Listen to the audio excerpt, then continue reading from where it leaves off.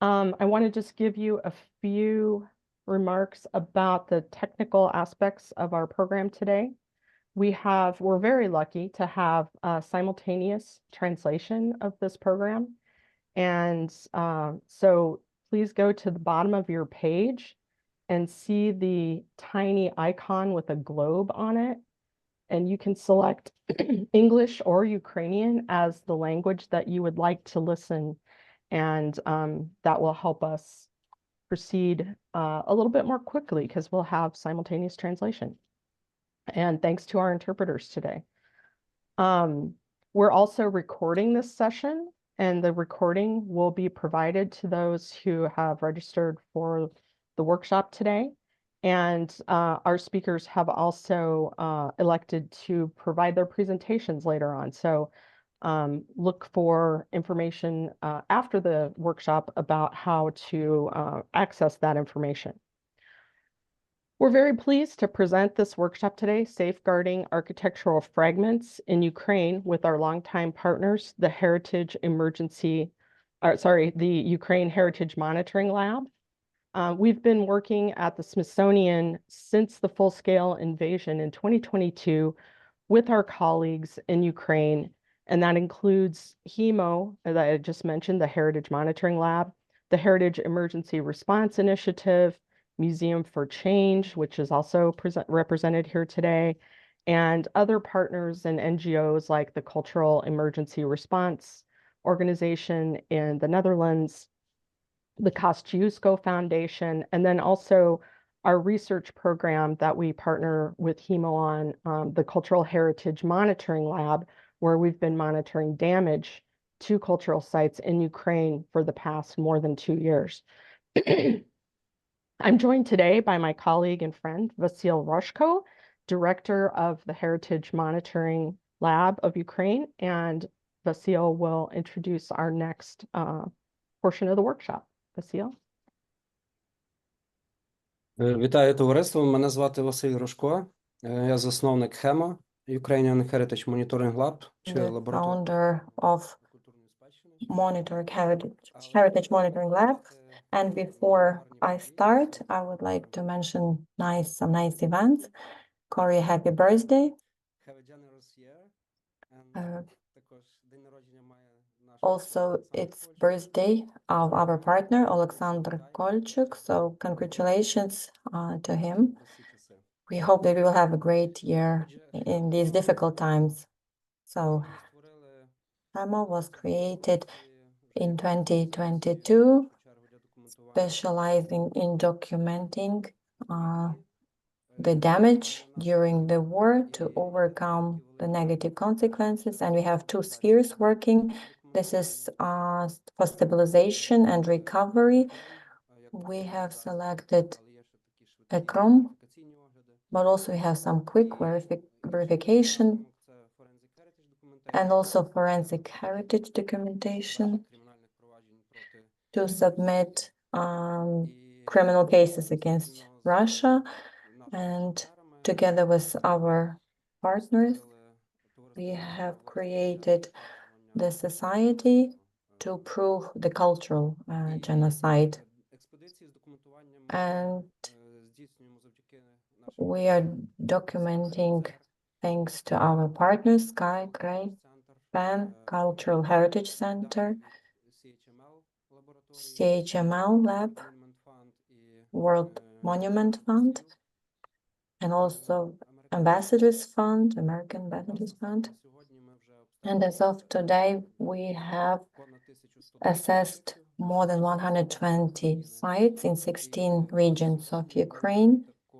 And today, in our project Pact Engage, we are heading documenting program, having additional 6 initiatives. So I think that in the near future, we have the biggest documented base of damage, but I think in the future, we will cover the biggest amount of sites in Ukraine. That is why it's not only important to collect, but to save data. And we thank our partners, not only for financial and resources support, but also to Brent Daniels and their team Методологічна співпраця. for methodological cooperation, because sometimes when we don't have time to think, to analyze, we are happy, we are thankful for the ready solution, even though that we understand it's a different war and we have to rethink a lot of things. Другим великим напрямком нашої Another sphere of our activity, this is digitalization of museums, допомагають і в цьому. and also for our partners are helping with that. Для того, щоб зробити спадщину відкритою, In order to make the heritage open, but also for emergency. For example, before the evacuation, we should digitize or in dangerous locations. But our main aim, our objective is not just to document or digitalize, but to make our Ukrainian heritage to be included in the Ukrainian life. We don't want it to be hidden, but we want life around it. We want it to be open and easily accessible, even virtually. That's why the continuation of documentation is what to do with this data. So those who will be involved in recovery or stabilization, it's important for them. We want to make our work meaningful because we understand that communities or authorities might not be ready to do it themselves. So our workshop today is very valuable because, first of all, this is like the continuation of answering the question what to do next. And secondly, we are collecting knowledge for the community. We don't want it to be one-off workshop, but we want the experts to use the data from the database, and we want it to be beneficial and the community to develop. That's why I would like to thank you to our partners. Thank you, Sky, Cory. Thank you, architects, for your knowledge. Thank you to the team for the preparation and participation. And afterwards, this data will not be just spread, but it will become the part of our knowledge of what to do next. I would like to ask Yulia to moderate. Thank you. Good afternoon. My name is Yulia Frolova. I'm an architect and also the project participant. My aim is to manage the time and introduce our lectures, and also to manage the sessions during which we will you can ask the questions and then we will review them afterwards. Also, we have received a few questions at the registration stage. We will also address them at the end. So I would like to invite Олександра Ковальчук, the Deputy Director of the Museum and the co-founder of Museum for Change. Alexandra, good afternoon. So I hope you can see my presentation. Hope it's okay. I will quickly describe the experience of Odessa, in particular our experience, Museum for Change. Starting since 2022, we help cultural institutions to fundraise and collect money from foreign donors, in particular ALIF, UNESCO, World Heritage Fund, and some other. And when in the summer 2023, on the 22nd of July 2023, August was shelled by Onyx and who exploded in different parts of the city, in the center of the cultural city, and all the institutions were damaged there. It was like first shock, and you can see the pictures from the Odessa House of Scientists, which has a special meaning to the local community. And at that time, we just just it was kind of shocking response, and we started talking with our partners and started asking what to do, what can be our plan of actions. But at that moment for the community, it was impossible to act differently. And actually on the next day of this shelling, actually on the next day, about 300 people gathered in this house of scientists, following the encouragement via social media. And when we came there with Odessa historian, we already witnessed this picture when all the debris, the pieces of wood from windows and door and parts of windows were all gathered, and they were thrown in the container with the broken glass, and nobody risked getting there and getting it out. And when I was preparing for this presentation, I watched a video from that day from the TV channel Суспільне Odessa, and those people who were interviewed, it was important for them to come and help. It was kind of resistance demonstration to these barbarian events, and for people it had a kind of therapeutic impact because they wanted to do something beneficial. But the following day I was on Zoom where I was asked, Alexandra, could you please explain why did I see a video where tens of people are destroying the crime scene? And back then we could not look at our famous sites as something that can become a crime scene. And the consequences of missile attacks, this is actually a crime scene, as the crime scene after someone's murder. So before washing the floor, you have to collect evidence, everything that is valuable. And this experience that we had, we realized that it's not the way it should be done. And another thing that concerned us is that we have very tall windows where we have the fragments of glass, and when children come and help cleaning up, it's not safe for them. That's why we always addressed our partners and asked them to pay to construction and to some professional staff to do these works, so that not the staff of those institutions is directly involved. And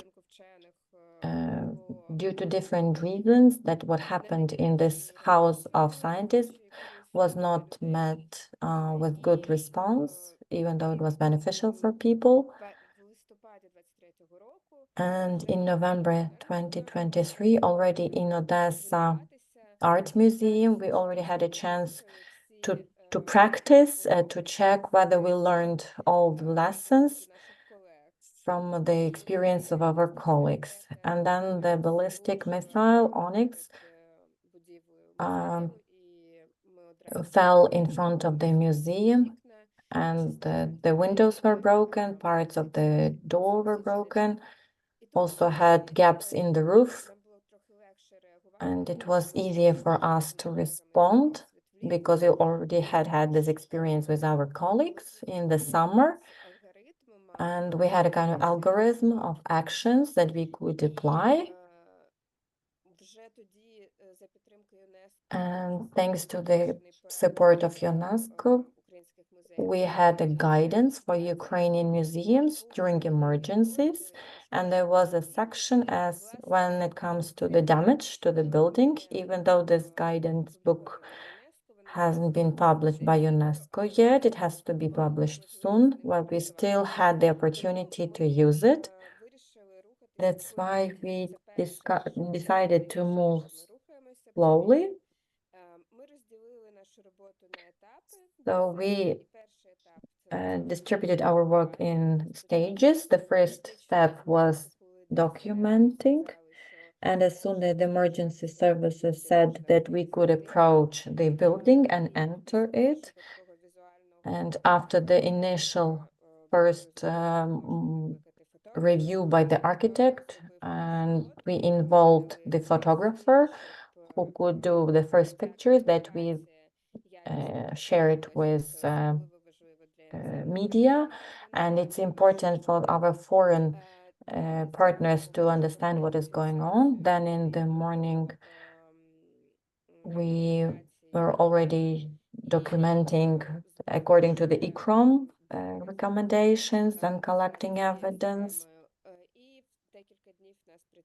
And for a few days, we had the National Police Security Service of Ukraine working there.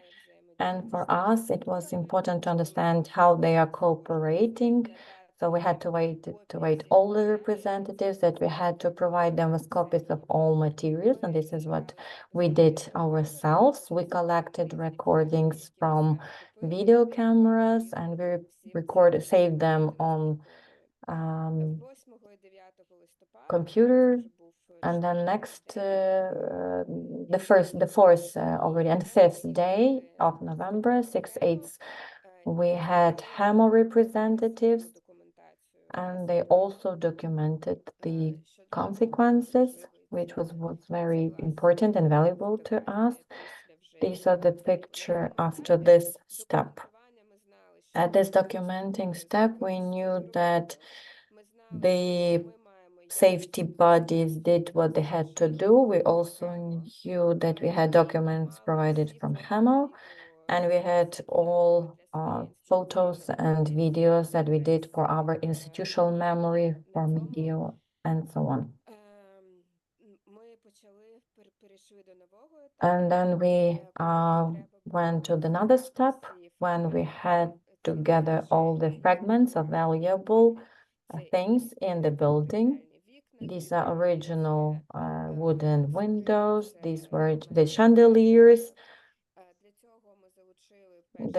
To do this, we involved the staff of National Restoration Center and volunteers. We didn't ask people to come and help us. We just had our target audience, who were architects, archaeologists, and artists, and those were people invited to help us, because this work is at the crossroads with these professions, with these activities. We have to understand where you see the debris to make and the the rubbish, difference and where you see the important key and some elements monumental which part have to be that has to preserved. be So preserved. the element Or of the do you have the historic part of fence which has fencing. historic value and needs to be preserved as well? And So we were trying to at first, set the priorities. as you can see, we put here these So pieces at of first we papers put a where kind of the different papers, fragments and we were took there. photos We of some of the documented them, fragments, where we found and them, we were enlisted them in and the included them register. on a special list. Later on, And we were then trying to collect we them into collected such them in boxes, and containers. each box Each container is labeled had where these had the fragments are information of where originated the from, elements and were this collected from, and is it's all fixed in the recorded in a special documents, I mean, the document. location where these remnants have been found. Then We also collected, different you see things, some even some pieces glass. of glass. Here you can see That the was glass from the. This glass actually doesn't have any historic value, meaning, but we were thought thinking that what our that this can be the resource for our institution, a resource where, to for example, create we some can come up with some souvenirs. jewelry where this Maybe we part can of this produce glass something will be else that imprinted, etc. So I think that will be good memory about that happened, and also these can have some symbolic meaning as well. We also collected the remnants of the missiles, and these shrapnels are, we also have it here, and it's part of our institutional memory. Some parts were taken by the army, but this what we were allowed to keep, and that also is a part of the museum history. All these days, our team has been working, especially at the initial stages where we were cleaning everything up. We also had some volunteers, then we had a day off to have some, energy charged and to relax and just to wind out. And it was very important for us. And I recommend everyone, so you have to have this time not to get burnout. You have to have time to relax. So that was the screen from our chat where our director said that our team will not allowed to get into museum unless we have some rest. Later stages of our action, it was the first aid, as we can call it, to the premises. We inserted certain parts to the windows. Then you see the brick in the middle of the picture, and unfortunately we had some holes in the roof, so we managed to cover these parts. So that was like initial first aid, so that rain, weather will not hamper the situation we were in. We also ordered the act for technical supervision of the premise and defect act, and as well we were looking to funds. We were looking for fundraising. So basically, right now, our museum doesn't have any windows. We have just covered them. So that's the insulation photo period from insulation, and then we continue to prepare for the further emergencies. We are sure that we're going to have some in the future. So while we were preparing the technical recommendation for our first objectives, we want to make sure that this building will not need to be repaired for the next couple of years, like 6 years. We did everything to help this building to stay and to during different explosion waves, etc. So we think that our further actions, according to our contingency plans, we will really do everything so that this building can cope with different shock waves. And in our case, we had a happy end because we received financing from ALIF, and the funds were received to stabilize this building. You see the initial stages of stabilization. Right now, we have already completed the whole work. That's the facade of our building. And I hope that you can see here, there are some nets, which basically we armored all of the decorative ornaments, and we managed to refurbish the roofs and covering wherever it was necessary. So we hope that this building will not need any other renovation works in the nearest future. Our museum continues to operate. We have the elements that we collected in our museum, and I would like to say that basically every day we have visitors. Today we had a minister of culture, by the way, of Germany, and such distinguished guests, they are amazed whenever they see these fragments, these remnants, which I have shown you, or when they see the remnants of missiles, etc. So again, this is what makes them, this is what impresses them, because they didn't know how the building looked like before the explosion. So therefore, it was very important for us to preserve these elements, because that's the part of the promotion activities, as we try to explain what are the war crimes committed by the Russian Federation and by Russians, and why there is a great essence for keeping standing with us. Thank you very much. And right now, I would like to give the floor to Yulia. Thank you. Thank you. And I would like to say that we will have our Q&A session later on. And right now, I would like to give the floor to Viktor Dvornika, the architect and restorator. He is one of the documentalists in НеМо. He documents the war crimes, and he also the founder of the NGO Urbanistic Movement. Viktor, the floor is yours. Thank you very much, Yulia.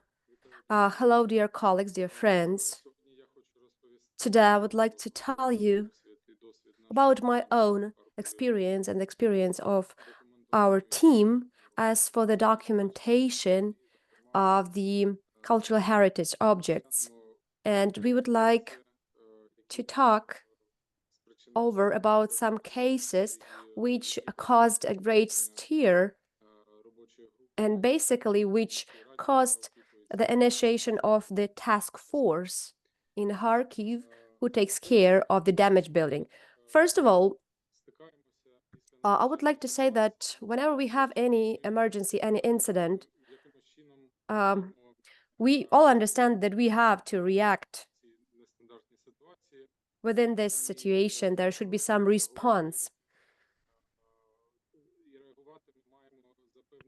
And again, our response has to be according to a certain algorithm so that our actions are stable and we could protect the damaged objects from further degradation. What are we facing with when we show up at the destroyed building is that very often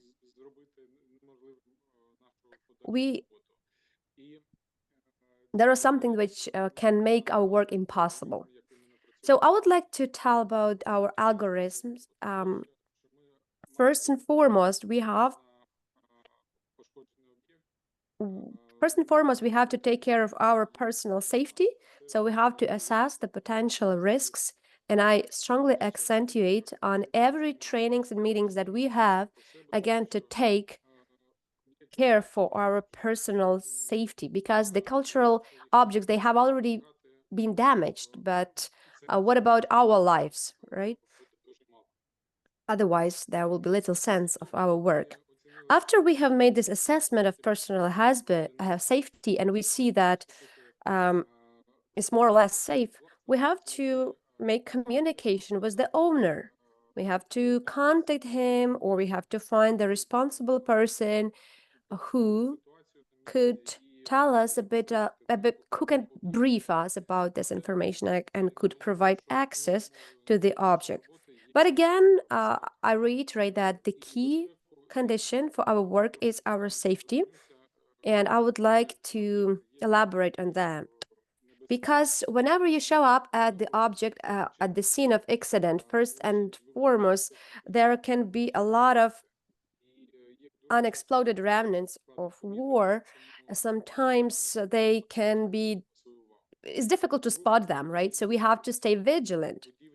The second, that's the constructions of the buildings, because sometimes they can just collapse. And there is the high level to be under this debris.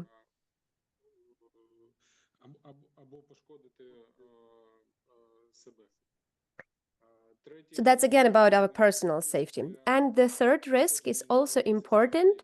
These are engineering systems which also can be damaged after the missile strikes. These can be gasoline pipelines, electrical grids, water supply systems, heating systems. So altogether, these can cause a great deal of disaster.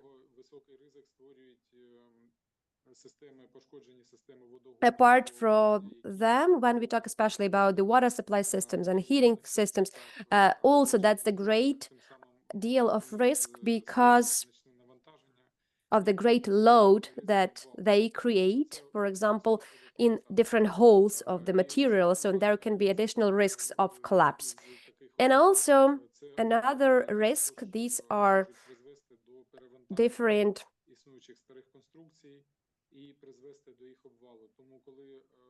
disarray or other like showers or storms. Just take into account that the construction can become heavy. So when we talk about the response of the cultural heritage object, we understand that we are very pressed on time, and time is really running out on destroyed heritage. So we have to act right away. Sometimes people cannot provide an adequate assessment of the value of the object, and also let alone their own actions. So we have to have cold blood and just understand that you have to understand how to act responsibly. And the first case I would like to talk today is the one that happened last year in autumn. We have the Kharkiv Vocational College of the Transport Technologies. So these were the pictures taken during the verification expedition 1.5 years ago. And after 6 months, there was a missile strike.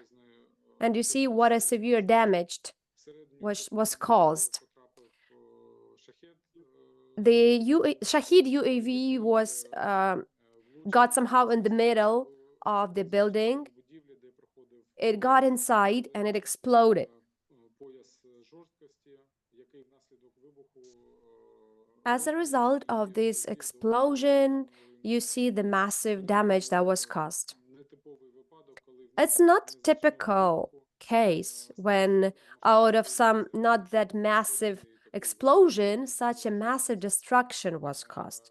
That was because of the iron construction that were damaged, so they just collapsed.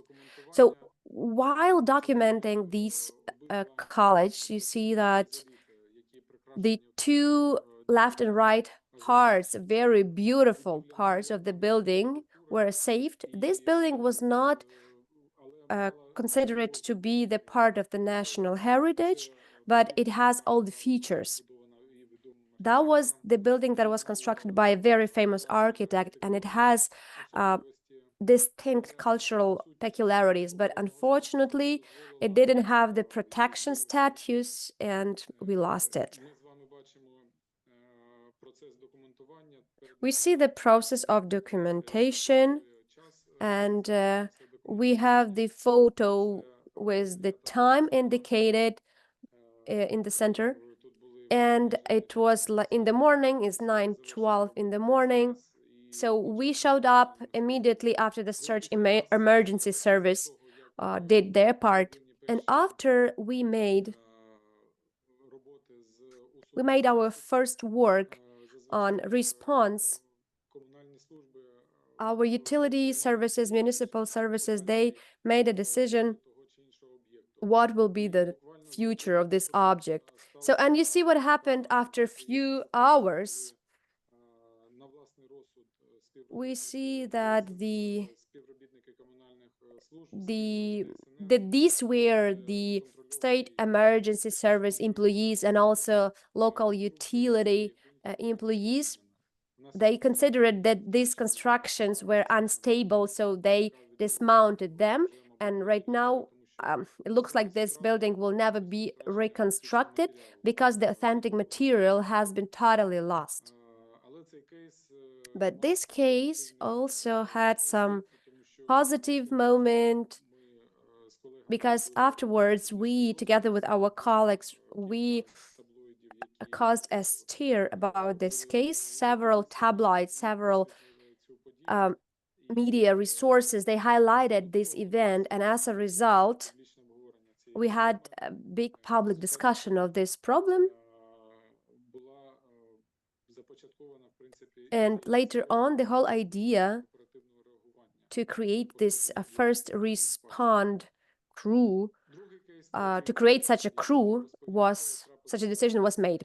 And also, I would like to tell you about another case which happened on December 21st, like on the New Year's Eve, basically last year. Kharkiv undergoes massive attacks now and then. These are combined attacks with the UAVs and rockets, and as a result, the city has several centers with massive destruction. And in such conditions, it's very difficult for one team of those who document to work because there are lots of sites and we unfortunately are understaffed. And even though back then our team hasn't been created as yet, so we didn't have any leverage of influence in order how to be on top of these consequences, liquidation. There are lots of utility services who want to get rid of what has been damaged, and one of the damaged objects was the residential building at the central part of Kharkiv on Sumska Street. There was direct strike with a UAV drone, and you see the hole as a result. There also was the local collapse of the external wall together with the fire. As in Ukraine, according to our legislation, we have no regulation as to how to control or give any hints how to mitigate risks and how to manage the consequences of such incidents. Unfortunately, only the employees of the utility services, they make decisions on the spot. And therefore, on your right, you see pictures how our services, utility servicemen are working, how they try to get rid of the objects that are hazardous. But basically what they do, they just get rid of some metal parts which protect decorative parts of the object. So, the risk of destroying becomes higher. So they could use some temporarily harnessing or stabilizing elements, etc. It would be much more effective. But basically all the metal parts that protected the object from extra water have been dismounted, unfortunately.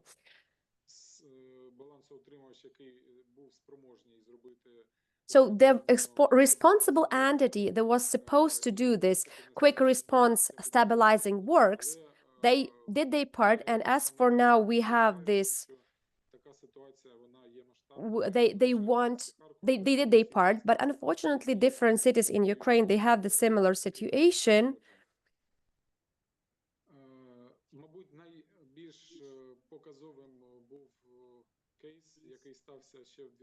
So I would like to tell you about the case that happened in 2022.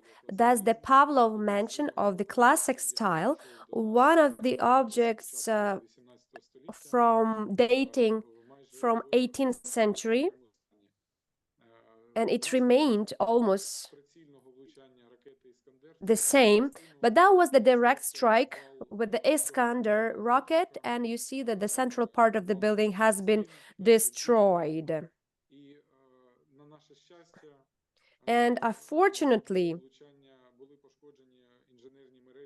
engineering systems were damaged, but they were located in front of the building. Why? Unfortunately, because this prevented our municipal services to, just to get away all these constructions that were remained as a debris. Therefore, the utility companies, they didn't have any access to the site, and they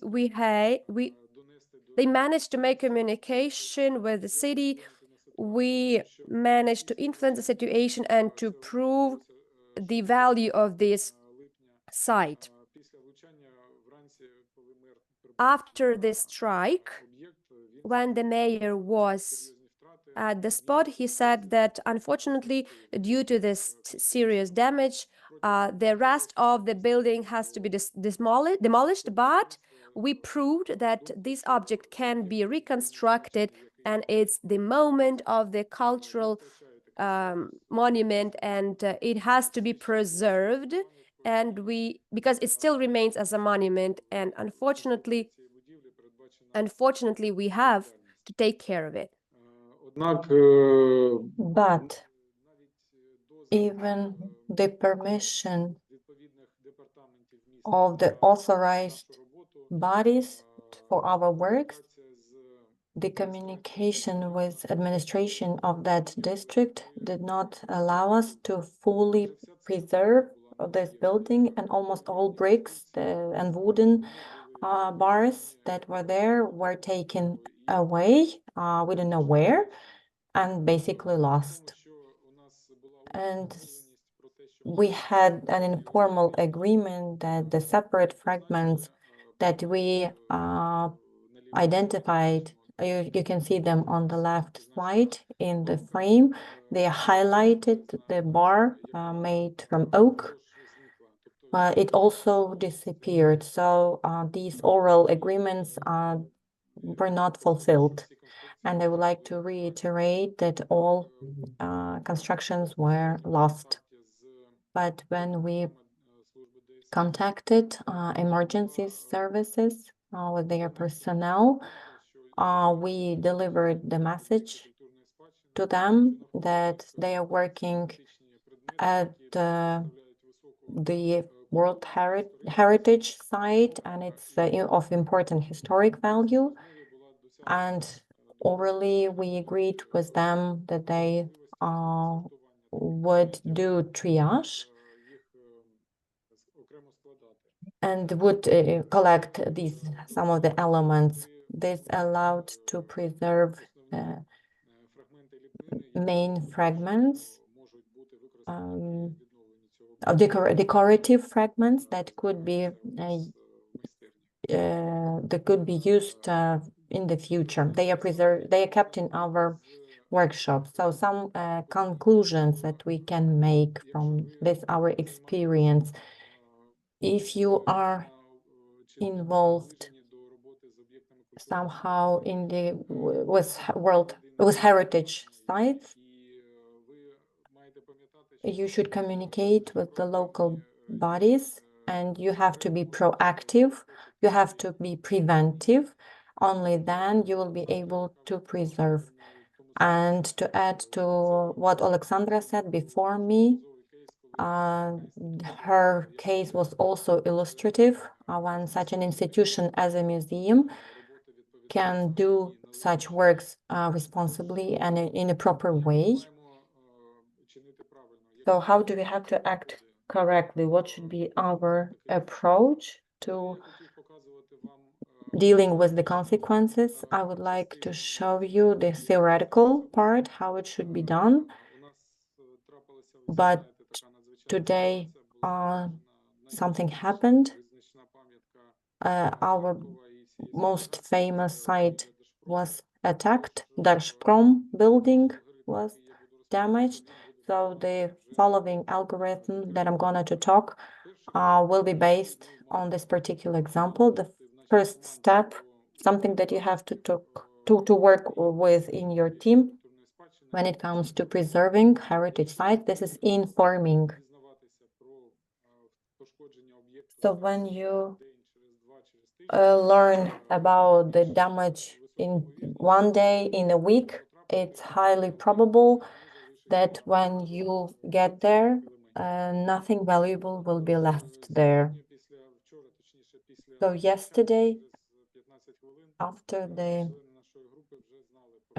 our team members knew already about the site which was damaged, already knew the approximate location, because the building of Держпром is huge,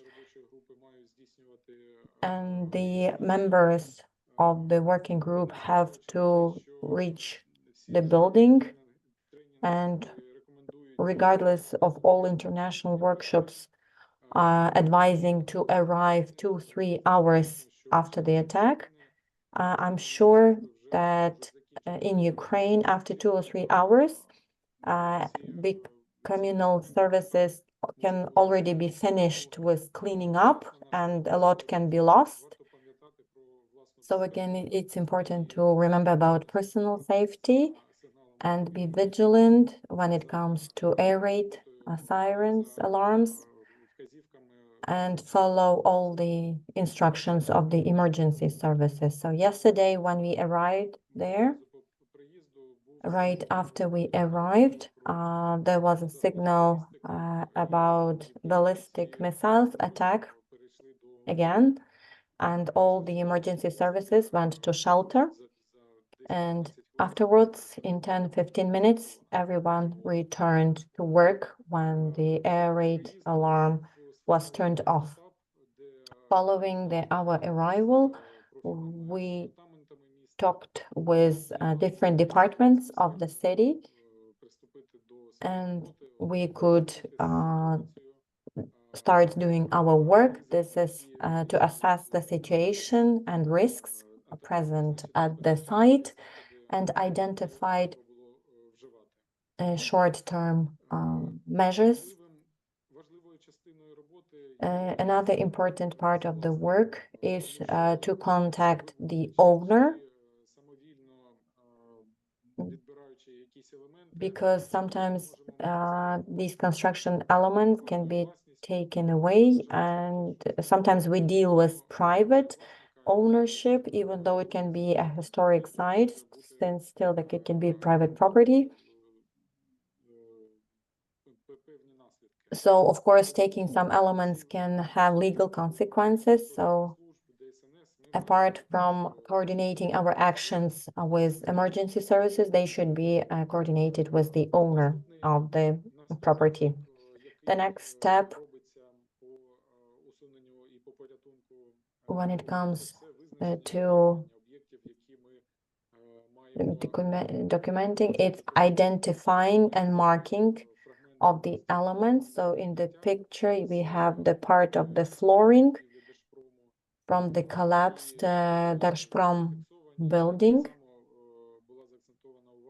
And we drew attention of communal services to avoid taking this element away.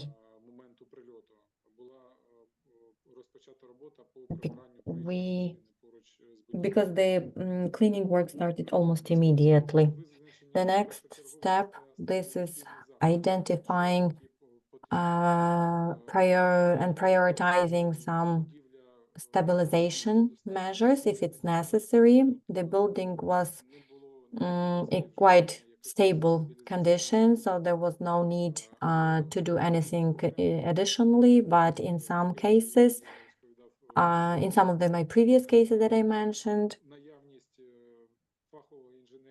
having a specialist, an expert, providing advice on stabilization could actually save the central facade of the building. The next step, this is photo documentation, especially when the team should be involved in documenting damage by taking pictures.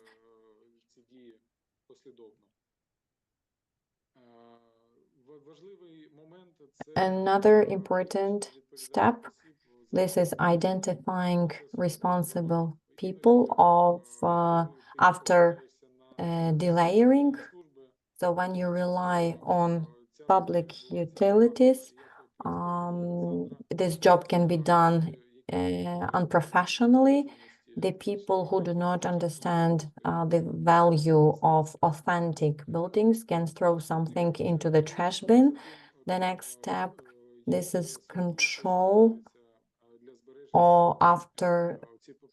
over collecting and keeping of damaged elements, of collected elements. If it's So we can mark them and we can make sure that they are taken somewhere in a proper way. So, for example, yesterday when those valuable elements, we collected them at the site and we immediately took them away.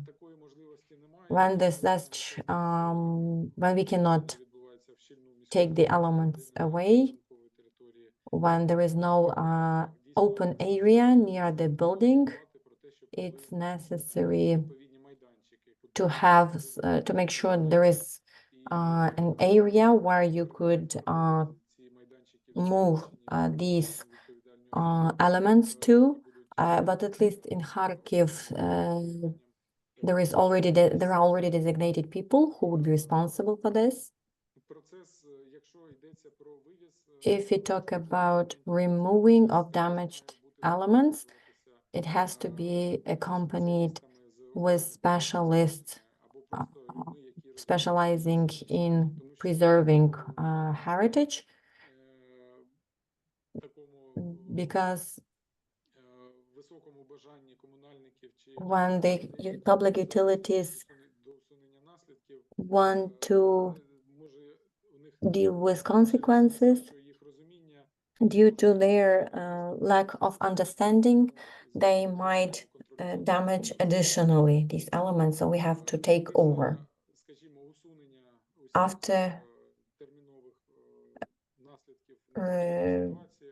liquidating all the negative consequences, we have to document all our actions, because apart from cultural values, we have also deal with material value, and that's why we have to document what and where was taken, what were the measures taken, and what was done generally by the task force. One of the last steps, this is coordinating the work at the maintenance area, at the keeping area. So these damaged elements should be put in inventory, and special conditions should be designated how to keep them. And the last, something that Vasil mentioned at the beginning, we have to remember why we are doing all of this. We have to take care of possible future recovery of these objects and have to implement stabilization and conservation activities. When we start communicating with municipal services, we also have to remember that we are usually the only ones who have this information about the value of heritage. And when we come to the site, we have to remember what value has the cultural heritage, which benefits it has in those communities where it is located. So this value has a lot of advantages when comparing to other countries. It preserves our authenticity, marks our territory, and increases their capitalization. So these are just the main spheres. But of course, each of you has to remember and be aware of how important cultural heritage is. Thank you for your attention, and thank you, Victor.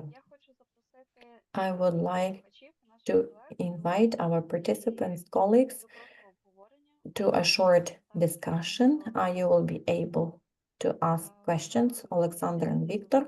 We have 5 or 10 minutes for this discussion. You can write your question in the chat or raise your hand.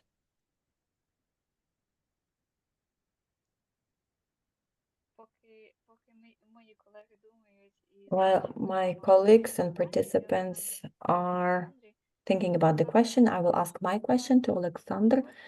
Have you had a case when the interior decoration was damaged, or the parts of the wooden furniture was damaged? And And what course of action did you take? When it comes to furniture, in our exposition, basically nothing valuable was left.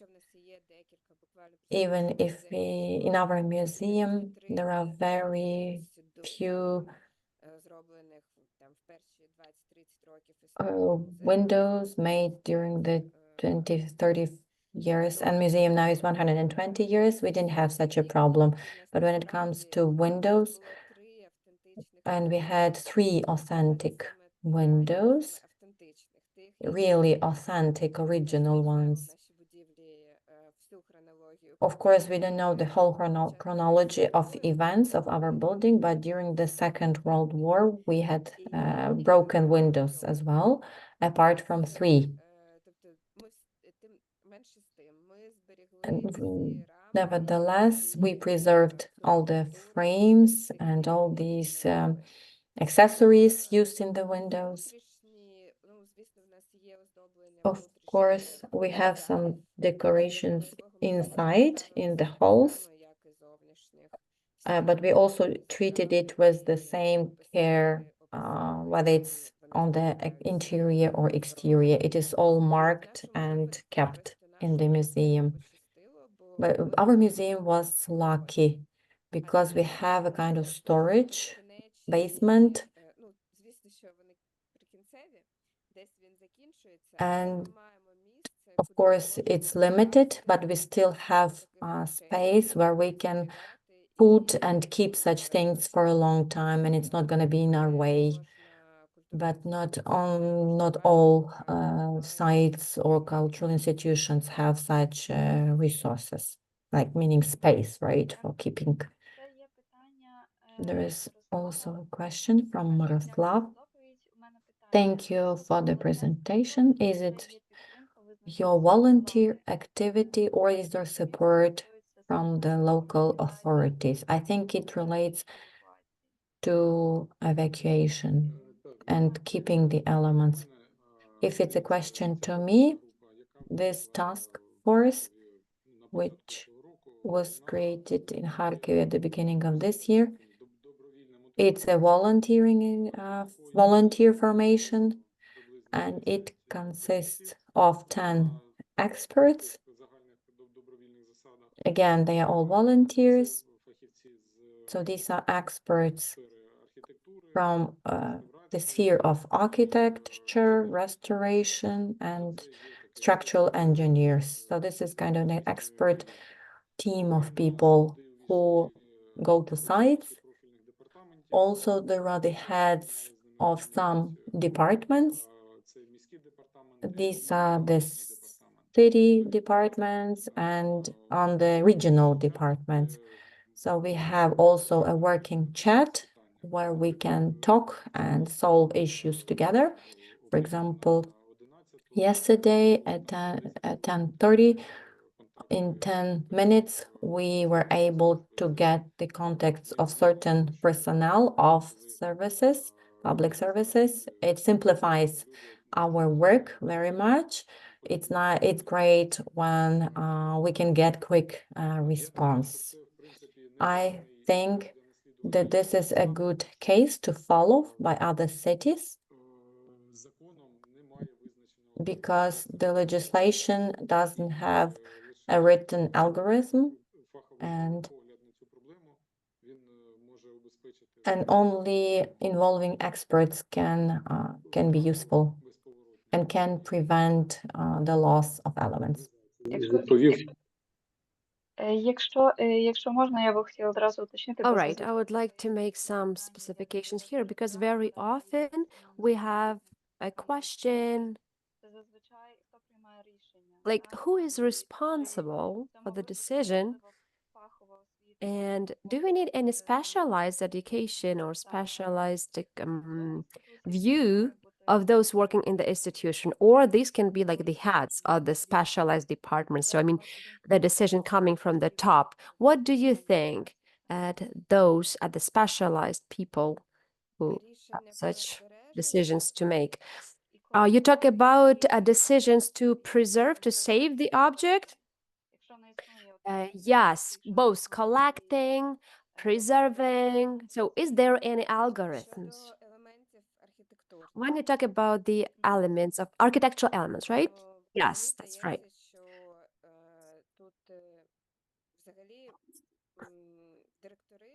So here I think that the heads, the directors of the institutions, they provide the operational management. So therefore they are responsible for, even though owners are other people are the owners. So, but in our agreements, it is indicated where we take responsibility for preserving of the monument. So therefore, to my mind, we have directors, administrations, and head of the institutions. They have this moral duty to take care of it. And they also have the legal duty to do this. With this in mind, we understand that unfortunately not for all people this is obvious, and according to different circumstances, being low salary or other reasons, talented and well-educated people don't want to get into this sphere because of it. Therefore, sometimes people working here, they are really undereducated, unfortunately.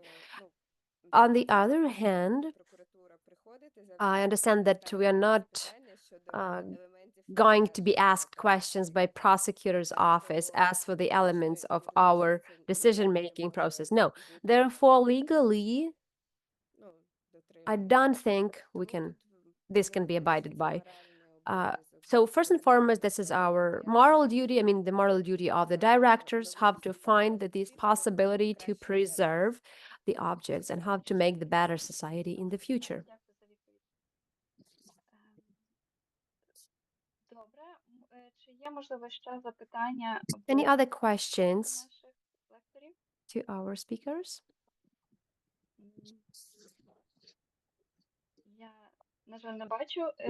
Добре, в такому разі я би хотіла продовжити All right, in this case, I would like to continue. Стівена Келлі, And I would like to give the floor to Stephen Kelly, the architect, engineer, культурної спадщини. the UNESCO expert. So, yes, the floor is yours.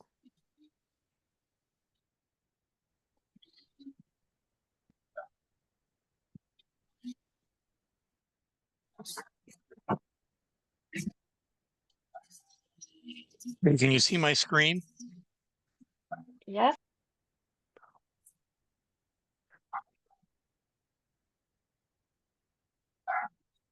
That was a great presentation by Victor. Thank you very much, Victor. It's a hard act to follow. Seems to me that he's been able to take something very bad and make something good out of it. We call it making lemonade from lemons. It was a great laboratory that he's got, but it has to do with tragic events. I'm happy to speak with you today. I'm joining you from Lviv Oblast. And for lunch today, I had a bowl of borscht and I had sala on brown bread. It was very good. I'm not going to be talking about loss of life today, although it's tragic, but I'm just going to mention that now because I'm not going to talk about loss of life in this presentation. My presentation, hopefully, let's see. My presentation has been translated into Ukrainian for you. If you think this is a good translation, you can thank Christina Kundera. If it's a bad translation, then we can blame it on Google Translate.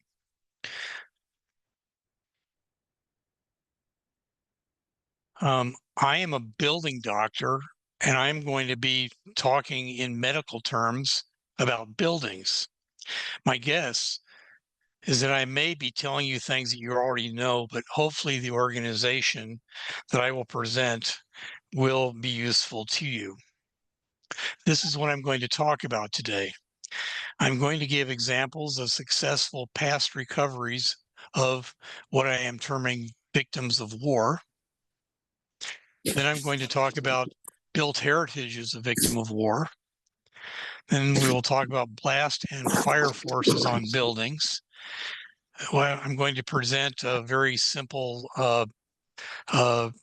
course on the language of buildings, and then some general mitigation strategies before and after event. I'm going to be talking about things in a very general way, and John Dumsick is going to talk about the specifics.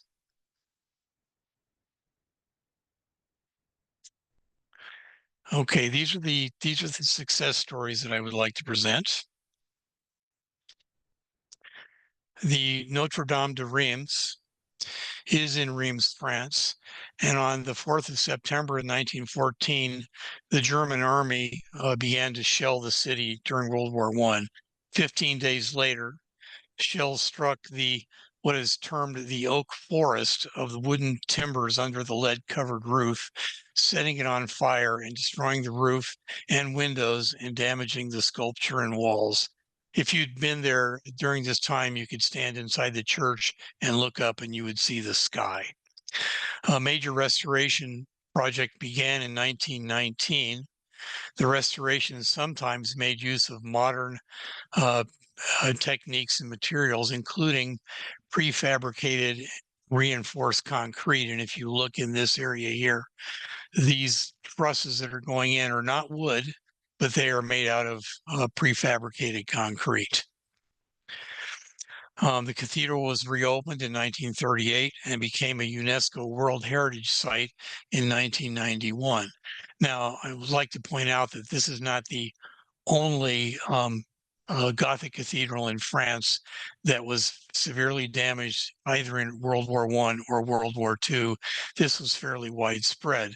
And when we visit these churches today, we go into them and we think that it's wonderful that how authentic they are, and they are authentic. But you're seeing a lot of repairs that happened in the 20th century.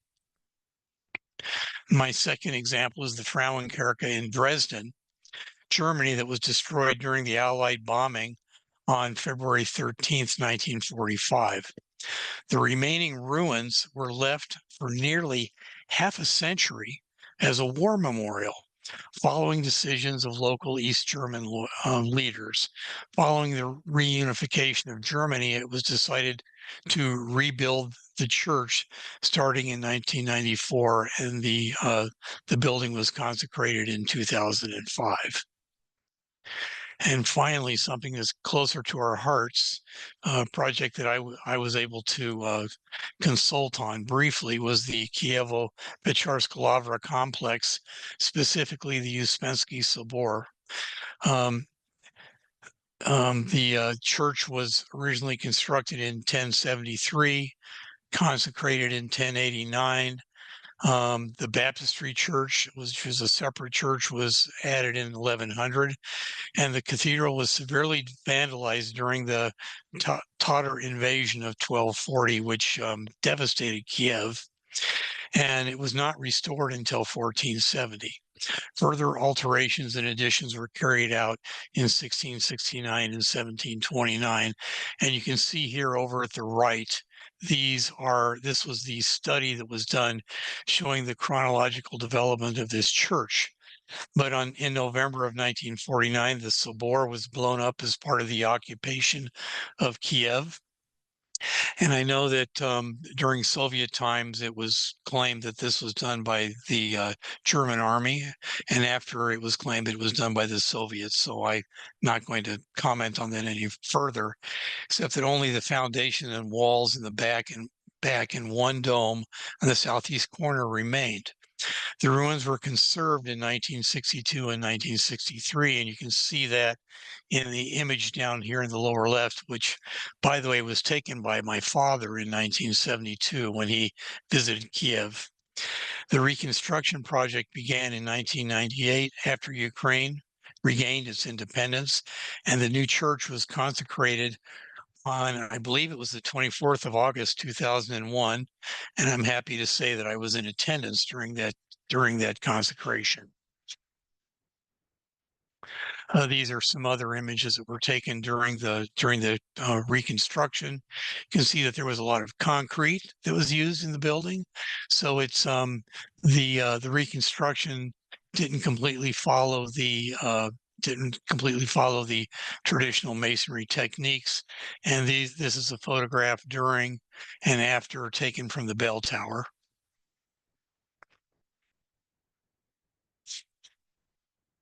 So the second part, built heritage as a victim of war. Older structures with their complex histories are unique and require the organization of studies and steps that are like those in medicine.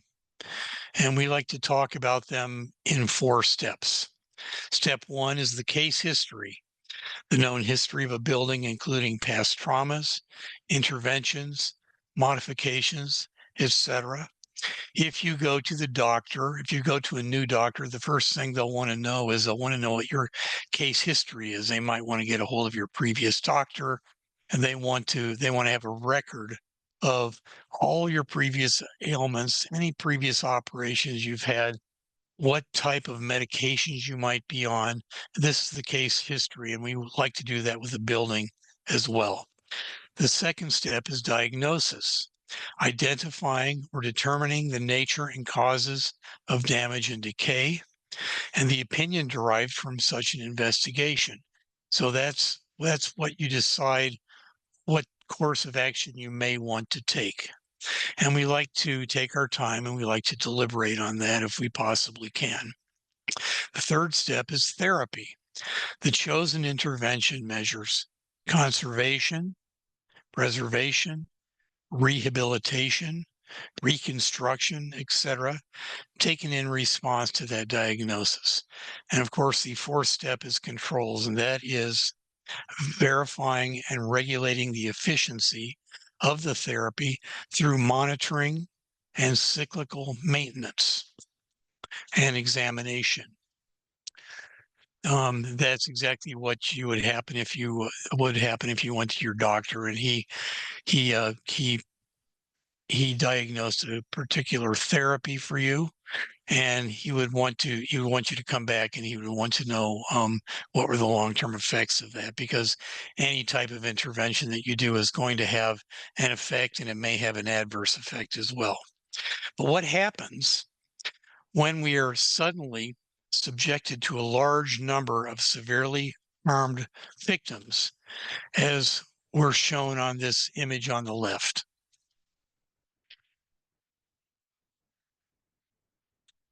That's when we need to think about triage. And Victor mentioned triage. Triage in a disaster is a process to prioritize casualties and allocate resources to provide the best care possible. Triage systems are used to ensure that the needs of the greatest number of casualties are met in the most efficient way. We may not have time to deliberate on the work at hand. Without electricity or power, the work will be limited to daylight hours. Therefore, the approach will need to be shortened. And here's a shortened version. Case history. We should already have the case history done. The case history should be something that is in our hands prior to the event, as much information as possible. Hopefully, that's something that's already happening in Ukraine. Second, the diagnosis may be limited to analogous comparisons with that of other structures whose behaviors have already been studied and understood. This is an example of inductive reasoning, and this photograph to the right is a cerkva in a village in the northern part of the Zhytomyr Oblast. I haven't visited it. I attended the archaeology workshop that was given by the Smithsonian last month, and I borrowed this photograph because what you can see is in this church after the explosion, you can see that this was a church that was made out of logs. This is something that we don't see in the United States. So we need to be very careful in our examinations so we can understand what we're taking a look at after the event happens. And then therapy may be relegated to temporary measures only and may be delayed if not considered to be life-threatening. Triage starts with categorizing victims based on the severity of their injuries and providing them with appropriate care. Here are some examples of a categorization. Number one is superficial damage. Roof, exterior walls, and structural systems are intact. The windows, doors, and other non-structural elements may be destroyed. In this case, action might be delayed. And the photograph of the lower left is in Nashville, Tennessee, after a car bomb blast on Christmas Day on 2023. And this was pretty far away from the blast. And what you can see is there was some damage to some roof elements, and all of the windows and doors have been blown out. But a better example, I think, is the Dershprom building that Victor presented to us in Kharkiv, where you can see that the building has got superficial damage. They've already decided that it seems to be stable. And so that would be an example of superficial damage. The second category is stable with localized structural damage. The victim can tolerate a delay in first aid, and action might be temporarily delayed. This second image to the left and the lower is also in Nashville, Tennessee, and in the foreground you can see this impression in the ground where the vehicle was sitting when the bomb went off. The person who set off the bomb, he was actually trying to damage the building that is behind this photograph.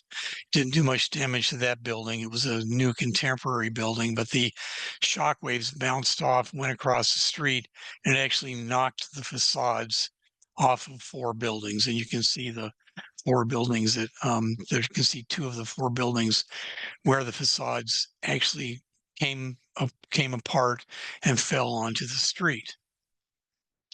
The third category is significant structural damage, where a victim with significant structural damage, the collapse might be imminent and the facade elements might fall.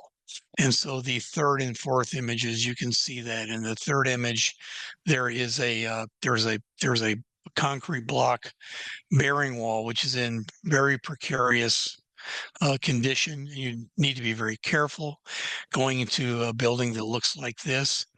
And on the fourth image is from New Orleans after Hurricane Katrina in 2005. Here, a series of buildings, they fell down like dominoes. One fell against the other and they all came down. So that is severe damage. So there are possible conflicting priorities when we're thinking about triage. So the engineering priorities during triage would include identifying building components nearing failure, identifying and prioritizing hazards to rescue personnel and the public, assisting rescue workers in finding paths through the debris and rescue efforts, and assisting rescue workers and contractors in temporary stabilization during rescue and construction. Now, this is interesting to note, and again, Victor gave some really good examples of this. A statement that a particular building is unsafe is not a statement that the building cannot be made safe.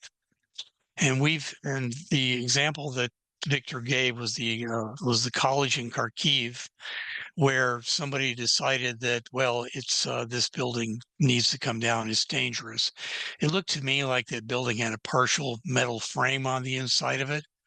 And I think that it probably could have been stabilized, but somebody made that decision that it needed to come down.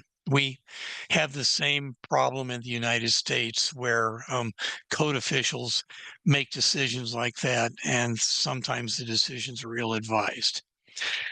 And what about preservation priorities during triage? Preservation priorities are based on the importance of the buildings as purveyors of cultural meaning, in addition to their presence as physical objects. Preservationists want to prevent loss of life, but also retain the cultural value of the building. Preservation involvement in triage is focused on the following tasks: identifying historic properties in the affected area, which probably should be done before the area is affected, identifying and prioritizing hazards to historic buildings, assisting engineers and rescue workers in choosing appropriate stabilization methods, and finally, and this is an important one, acting as advocates for damaged buildings. Now, this is just a rough draft. I was thinking about this. I was thinking about triage and how can we bring together the engineering priorities and the preservation priorities in triage. And so I came up with this matrix idea. And this is something that any of you can play around with and do it any way you want. But I divided it into 4 categories. You can see them across the top. Here, we've got condition assessment, giving it from 1 to 10. 1 is poor condition, 10 is in good condition. Vulnerability due to further decay because it's been opened up. 1 is not vulnerable and 10 is very vulnerable. Is the building safe to enter? 1 is it's not safe, 10 is it's safe. And then the significance rating, and that is the preservation significance or historic significance rating. 1 is low significance and 10 is high significance. Now, in every case, there may be more categories in this. So these are just 4 that I came up with. But here we're taking the engineering categories and we're taking the preservation categories and we're putting them all together to come up with a total, which is just something to help in a decision-making process. In this particular case, I've got a 1-to-1 weight for every one of these, but it could be that we want to give more of a rating to significance. And of course, that would change what these are. But anyway, this is an idea of how one might come up with some decisions very quickly.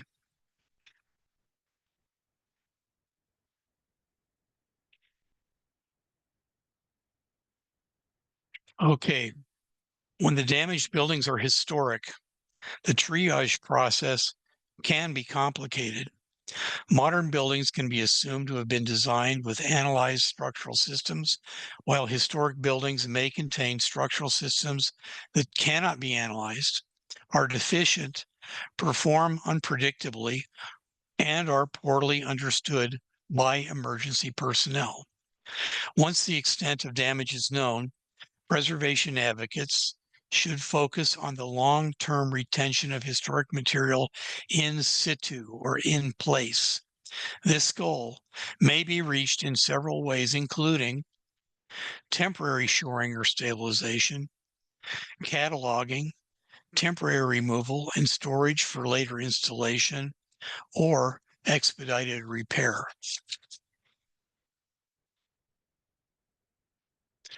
Let's talk a little bit about blast and fire forces on buildings. Sir Bernard Fielden, who we know very well in the West, he said that of the causes of decay in a historic building, the most uniform and universal is gravity, followed by the actions of man, and then by diverse climatic and environmental factors. So if a building equilibrium is not present, collapse can occur. The roof, the floors, and the walls must remain in place for the building to be safe. Damage due to blast shock can be divided into 3 destructive forces. There could be direct blast, progressive collapse, or fire. And let's talk about those each briefly. Direct blast. An explosion is a rapid release of energy in the form of light, heat, sound, and a shock wave. The shock wave reflects off the ground and other surfaces, such as other building facades. When it encounters a building facade that is in line of sight of the explosion, the wave is amplified. Shock waves decline rapidly from the distance of the explosion. Buildings and components are exposed to directional forces such as uplift, for which they were not designed. And here you can see an example of a building that is being subjected to uplift. The building was not designed for that type of pressure, and that can be very damaging to a building. Late in the explosive event, the shock wave is followed by a vacuum, which creates a reverse force carrying flying debris back towards the point of detonation.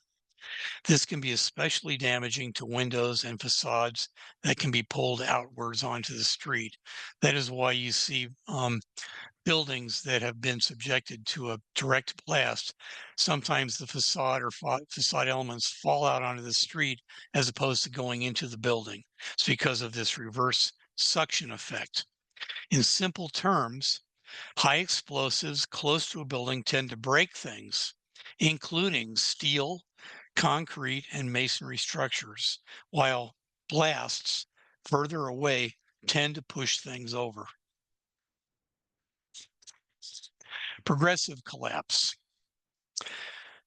Progressive collapse is the process where primary structural element fails, resulting in the failure of adjoining structural elements, which in turn causes further structural damage.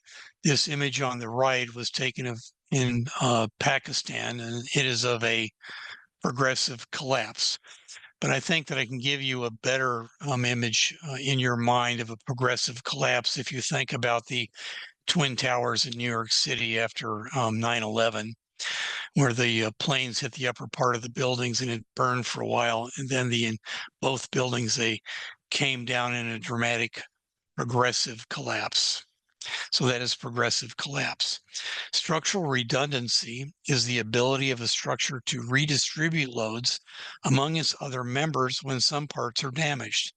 Redundancy helps ensure the safety of a building. And of course, down here, this is an example of redundancy where this Victorian mansion in New Orleans, it actually lost one of the columns during a hurricane, and you can see that the thing is still standing in place because there's a certain redundancy in this particular structure, which assured that the building would remain standing. Fire. Fire often follows natural or man-made disasters, as shown by the conflagration following the 1906 San Francisco earthquake and the 1997 Red River flood that inundated Fargo, North Dakota. In both cases, the loss of access and support facilities made it impossible to fight these ensuing fires. So this is a problem with during these bombing attacks. It may be that the firefighters are not going to be able to get to these buildings. So this is something that we really need to be concerned about. And I'd like to talk a little bit about what I'm calling the language of buildings.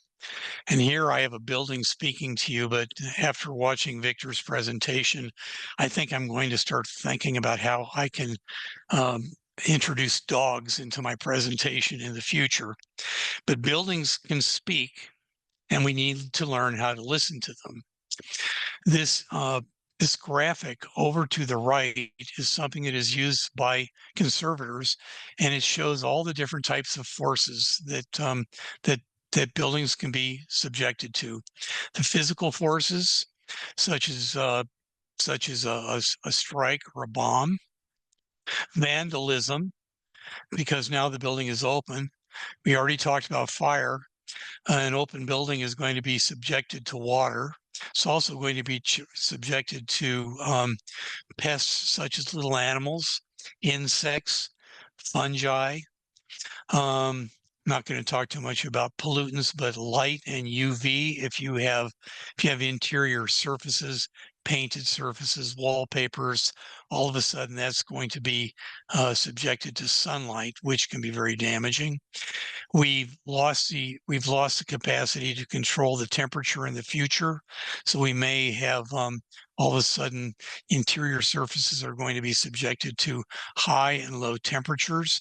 They may be subjected to incorrect relative humidity. And this is something else that's interesting, and I can talk about it now, disassociation.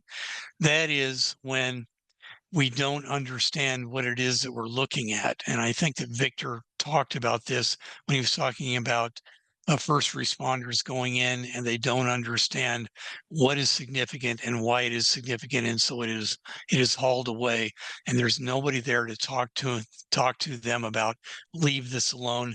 This is a significant piece of material or a significant fragment. Okay, older buildings. Older buildings were not designed for blast forces and are vulnerable to damage. They are typically composed of unreinforced masonry. And the weight of the building pre-stresses the bricks, which gives adequate resistance to sway against the strong wind.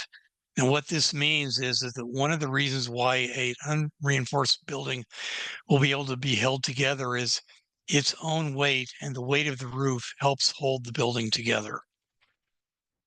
But when a sufficiently large shock wave hits the load-bearing masonry building, the walls are pushed horizontally, destabilizing the floors and roof, leading to partial or complete collapse. A blast force will reveal weak points and areas of poor maintenance in portions of the building nearest the blast. Now, that's something we know from doing analysis of buildings after earthquakes, after hurricanes, other disasters, is that these types of events, these will always find the weak points in the building. And this is why maintenance is important on our older buildings, because if there is an area of poor maintenance, that's the area that's going to be really damaged in an event such as a shockwave blast. Floor failure is common in explosive attacks because the floors typically have a large surface area for the pressure to act on, and they have a comparably small thickness. And we talked earlier about uplift. And when you lose if you lose a floor or a ceiling, you're losing a diaphragm, which helps stabilize the walls. And once you lose the floors and the ceilings, the walls can be destabilized. And I believe that John Dumsick may talk about that a little bit more. Let's talk now about new buildings. Newer buildings usually have a strong frame made of steel, reinforced concrete, with non-structural panels being used to close the spaces between the members. The shockwave forces may blow away the infill panels between the structural members, but the frame itself is more likely to survive. Frame members are able to resist both tension and compression, and if well connected, can resist the horizontal force much better. You can imagine if you've got a facade and it's hit by a shock wave, if the panels are blown out, then there isn't as much surface to affect the frame, and the frame is going to do much better. Now that we've talked a little bit about older buildings and new buildings, I'd like to focus now about materials.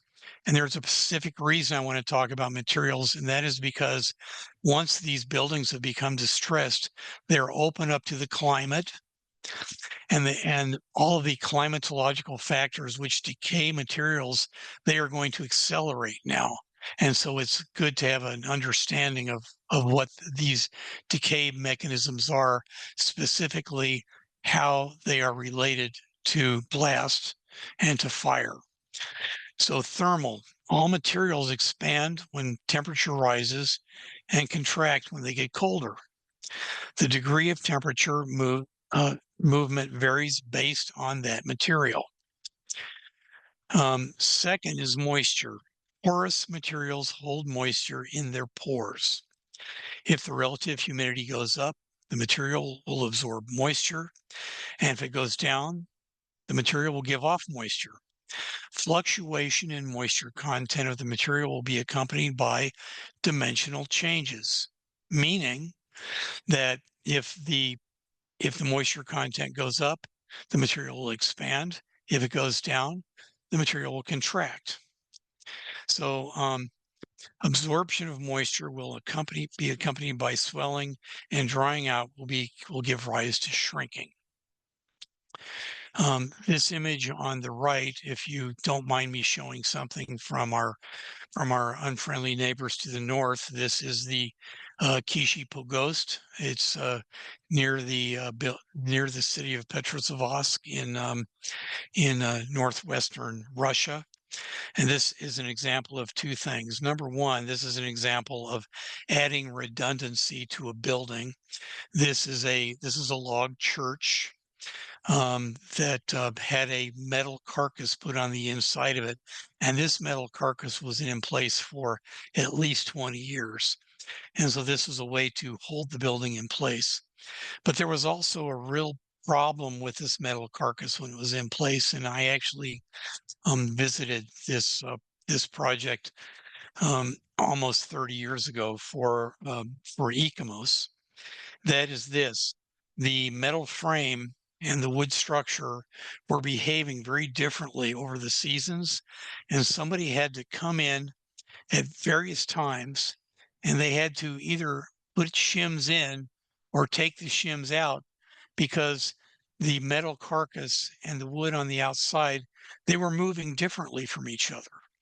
And in this particular case, the structure that was more robust was the steel frame, and it would do damage to the wood frame. So we need to really be cognizant of the fact of just exactly what would be the long-term effects of putting shoring into our historic buildings.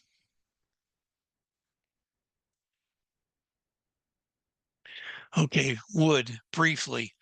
Timber does not expand or shrink by the same amount in every direction.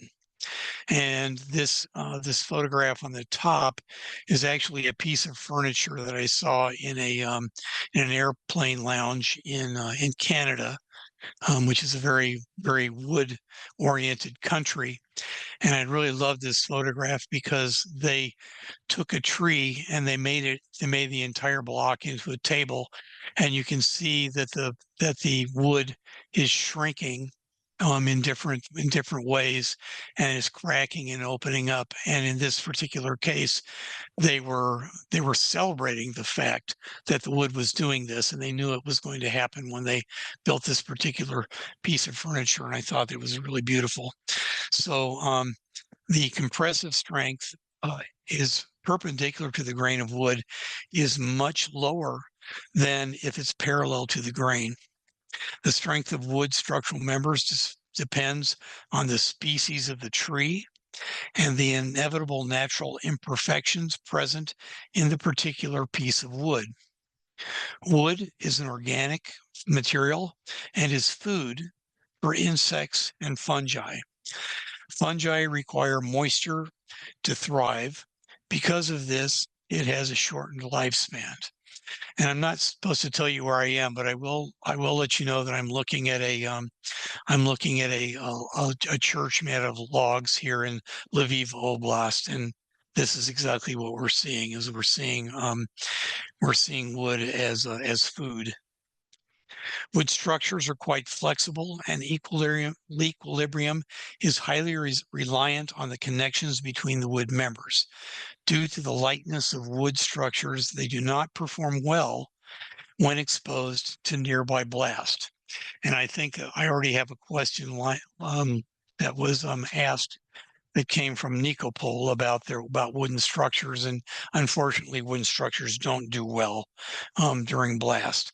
Wood is a highly combustible fuel and will be consumed in an unchecked fire.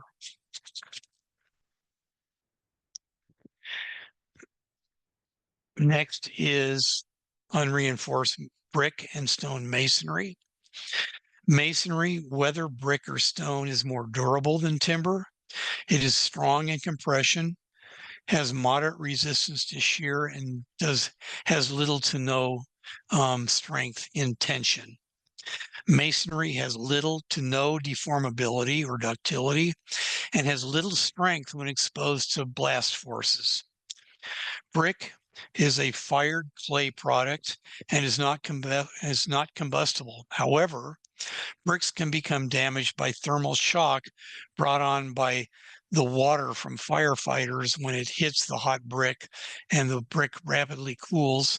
And you can see this is what happens. This is the thermal shock from bricks that have become very hot and all of a sudden are cooled too rapidly. Stone is also non-combustible.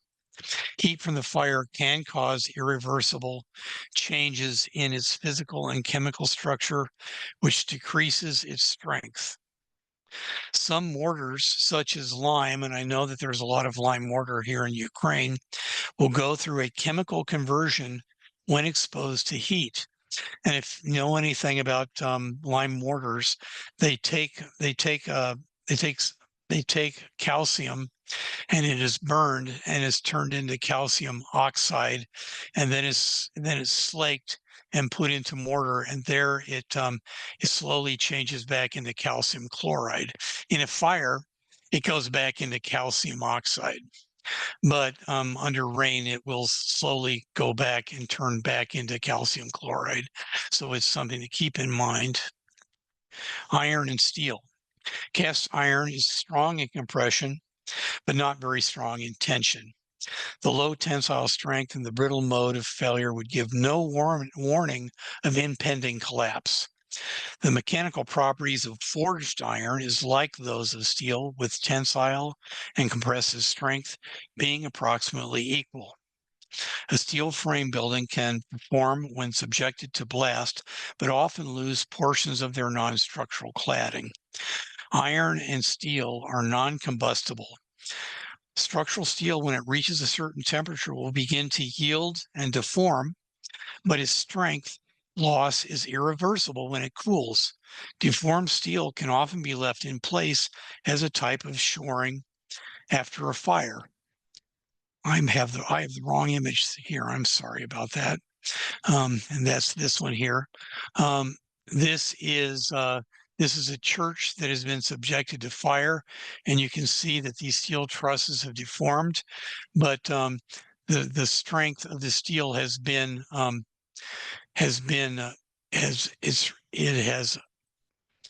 regained its strength. However, it will eventually need to be replaced, but right now is holding these stone walls in place. Iron and steel are a steel frame building can perform when subjected to blast, but often loses portions of their non-structural cladding. Iron and steel are non-combustible. Structural steel, when it reaches a certain temperature, will begin to yield and deform. I think I already covered that, excuse me. Metal components will rust much faster when encased by masonry if the masonry absorbs moisture. Rusting steel will expand and break the surrounding masonry. And here's an example of that. And so if you have a building that's opened up and it's got masonry that's surrounded by brick, the brick will become wet and there will be advanced rust of the steel. Something to keep in mind. Concrete. It's strong in compression and weak in tension. The purpose of steel reinforcement is primarily to resist the tensile forces that you don't get from the concrete itself. Concrete cracking is inherent and unavoidable in reinforced concrete structures, does not necessarily indicate structural deficiency. Concrete shrinks as it cures. Concrete also goes through shrinkage and creep movements. Concrete frame buildings, like those of steel, can perform when subjected to blast, but often lose portions of their non-structural cladding. Concrete is non-combustible. However, at about 600 degrees centigrade, it begins to become physically and chemically altered, lose strength, and lose bond capacity to reinforcing. If the reinforcing becomes exposed during the fire, then the affected structure becomes severely compromised. Glass and interior finishes. Glass is often the weakest part of a building. Glass breakage may occur for great distances following the blast. Glass sheet will begin to melt at a temperature of 650 to 675 degrees centigrade. Plaster with metal will be more robust than plaster on wood lath. However, if exposed to moisture, the metal lath will rust and ruin the plaster. Plaster is a fire retardant material that can help slow the spread of fire and heat. This reminds me of a building that I looked at several years ago in Rapid City, Iowa. It was a Greek Orthodox church where the fire actually started in the iconostasis, and the iconostasis was made out of gypsum, which is a plaster material. And because the iconostasis was made out of gypsum, the fire was contained. It was an electrical fire, and it was contained in the iconostasis. And most of the damage just happened from the smoke going into the church, and also some of the icons that were very close to the fire. They were damaged. They were painted icons, and some of them melted, but the ones that were farther away, they did okay. Plaster exposed to fire damage can absorb smoke odors and may crack under intense heat. Lime plaster may become chemically altered when exposed to heat. Suspended ceilings and ductwork, when exposed to sudden uplift from a shock wave, may fall and collapse. And that's something to keep in mind when you go into a building about what is overhead, whether it's structural or non-structural. Finally, I just want to talk briefly about mitigation strategies, and then I'd like to hand it over to John. Before the event, you need to have the right first responder team in place, which should include a structural engineer, a preservation specialist, and an architect. Preservation specialists aware of engineering concerns and vice versa are more likely to reach solutions to intervene on historic buildings in a safe manner. And it's really important that we think of a way to get a preservation advocate as part of our first responder teams after these blasts. Introduce redundancy into a building to mitigate against potential progressive collapse. Now, if we have a very significant building, we may want to think about going ahead and putting in a simple shoring system, such as what's shown here. This is a building where they've put in a wood shoring wall, and it's added redundancy to the building. And this is to keep the building from going through a progressive collapse. It's just something to keep in mind. After the event, when we have a damaged building, one thing that we may want to consider is mothballing. Mothballing can be a necessary and effective means of protecting the building when planning the property's future. If a vacant property has been declared unsafe by building officials, stabilization and mothballing may be the only way to protect it from demolition. Mothballing requires the following steps: structural stabilization or shoring, and protect from water infiltration through roof and windows, secure against vandalism, control animal, insect, and biological infestation, provide natural ventilation, and provide heat if historic finishes are on the interior. So both of these are examples of buildings that have been mothballed. And in the lower right-hand corner, this is the birth home of Michael Jackson of the Jackson 5. And this is a building that has been mothballed in Gary, Indiana. I visited it recently. They don't know exactly what they're going to do with it, but it's highly significant because it is the birth home of Michael Jackson. Mothballing becomes challenging in temperate environments during the spring or autumn when there are cold surfaces inside the building and the exterior climate changes to hot and humid.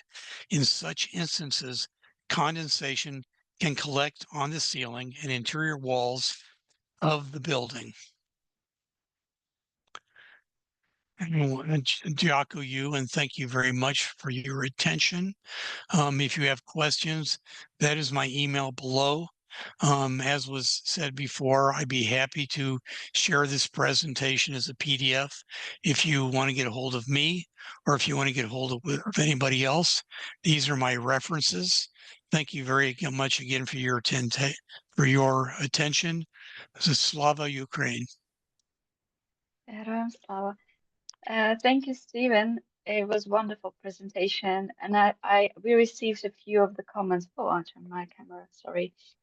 We have received already some comments that it was wonderful, so full of information, and some of the people asked if we can have access to your presentation afterwards because they want to process the information. So thank you. Я запрошую наступного доповідача. I would like to give the floor to John Damsik, who will going to deliver the presentation of safeguarding architectural fragments. Work, John, please, with your experience. The floor is yours. Can everyone hear me? Yep, yes. Okay, wonderful. So again, big shoes to fill with Alexandra and Victor and Stephen's presentation. So I would like to talk about accessing distressed buildings. How do you get into damaged buildings? Largely from a recovery standpoint. Most of my discussion today will be based upon experiences that I have gained in the unfortunate events of natural and man-made disasters from a first responder standpoint. Largely, my job in that capacity is to be able to help minimize the risk to the first responders entering the building to help people who are trapped within the rubble. Following that activity, there is a recovery standpoint where we may switch to extracting deceased victims. When that happens, the level of risk that we're willing to take goes down. So what's important to think about here is what is the acceptable level of risk that we're willing to take. If you are willing to take no risk, you will likely not meet the objectives of your recovery effort. If you take too much risk, obviously people can get hurt. So it's a delicate balance, but it is achievable. So thank you for the opportunity, and I look forward to the questions at the end of my presentation. So today we're going to be talking about goals, common goals from your recovery, team members that you may need to think about based upon known and unknown hazards. What are those hazards that are common to distressed buildings and sites? How do we evaluate those hazards, and how do we mitigate those hazards to allow us to perform work? As well as a rather simplistic case study. We will also talk about equipment for the individual, but also equipment that engineers can use to help mitigate the impacts of known hazards. And then lastly, I want to talk about some resources that are relatively recent in the urban search and rescue community, to which I want you to know that Ukraine has a classified urban search and rescue team by kind of the world governing body, and they could be a potential resource in assisting access to damaged buildings. So if we start with goals, when you enter a complex environment, you have to think carefully of what are your objectives, what are your priorities, what are your inherent capabilities, and then based upon that knowledge, you need to identify your limitations. And based upon the limitations, you need to identify the resources needed and also your schedule. The schedule is important to help identify your allowable risk. If you have kind of a grab and go type of situation, maybe your level of risk is high. But if the recovery is a slow, methodical effort, the level of risk is probably low. So a couple of things to ask yourself are, what are your objectives? What are you trying to achieve? And then based upon that, what are your first, second, and third priorities? That is where you can concentrate your time and effort and resources. You need to think about what are your hazards and then your inherent capabilities of your team. What needs to happen and when does it need to happen, as well as when do you need certain resources? Is it the full time of the event or the operation, or most likely they'll be in different phases of the operation? But what's most important is that this is a very collaborative process with a lot of players and a lot of stakeholders. So you need to be able to explain why to a wide audience. They're not all going to be engineers. They're not all going to be architects. They're going to be a wide selection of people, and you need to be able to have clear direction and guidance to these people. When you're about to commit resources, you need to make sure that you identify the stakeholders, the subject matter experts, and the resources needed. I believe that Victor and Steve both commented about who you may need to make contact with and who do you need to bring in. Is it the owner? Is it the local building commission? Is it the fire department? These need to be identified and worked out before you show up. So these considerations are, again, going back to the hazards. Who do I need to address these hazards? What are the skill sets? And again, who do we need to engage? So in a similar vein, before you commit resources, we need to understand what are the inherent risks and what are the inherent hazards. So when dealing with a disaster, yes, you know, we've all shown the pictures of the structural hazards. They're the most visual and easy to understand.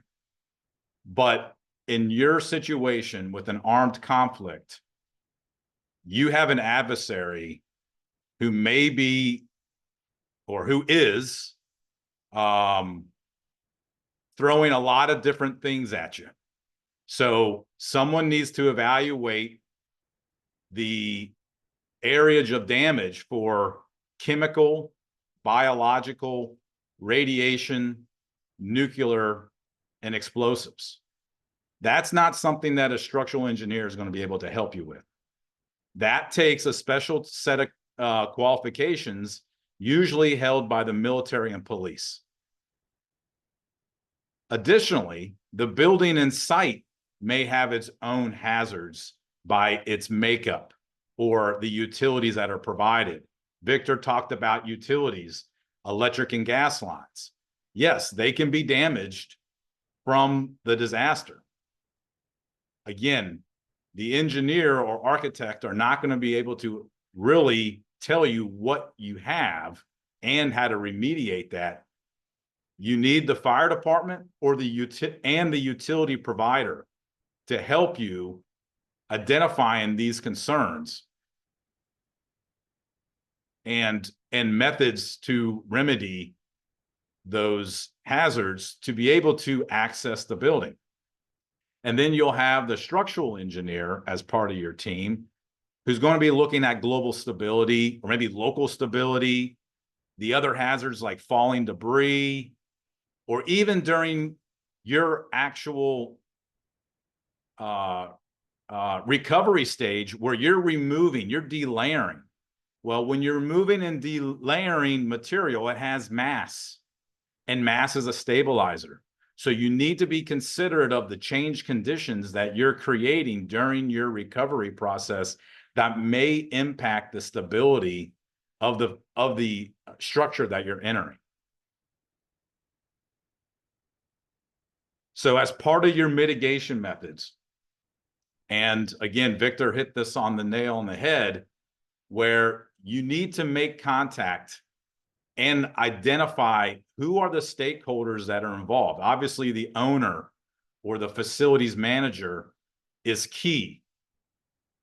Again, with the different types of hazards that you may face, you may need to have a contact with the military and police, especially if during the delayering operations or the architectural conservation, you find something, you need to be able to safeguard that building after you observe these conditions. The fire department can help you with fire and hazmat. But one thing that I think is something that needs to be quite understood and have a hard discussion, maybe in Kyiv or maybe in some of the major cities, but what happens when you get into the more rural areas is, what role does the local building department play? Here in the States, the building department is concerned about safeguarding the public. So if you're in a city where if the building collapses on a sidewalk, you know, they're going to try to avoid that. And so you need to understand what the building department wants. Because when you're going into the building for conservation, you are now occupying that building. So you need to understand the ground rules of what they're going to want before you go in. Okay. Same thing with the utility providers, gas, electric, steam, all those individuals need to be identified and contacted before you visit the site. From an engineering and architecture perspective, if you're a building owner and you do not know who to contact, I would ask you to contact your local and national, trade associations.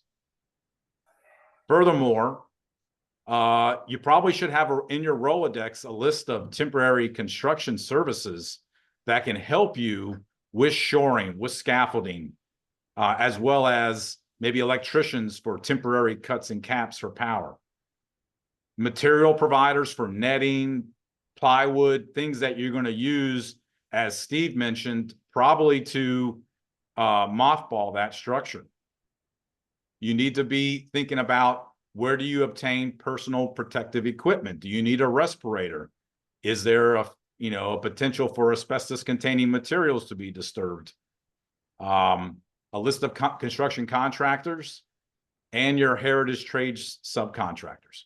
You need to have this Rolodex prepared before the disaster occurs, preferably. So that way you are not spending time finding these individuals when you want to be trying to get inside the building.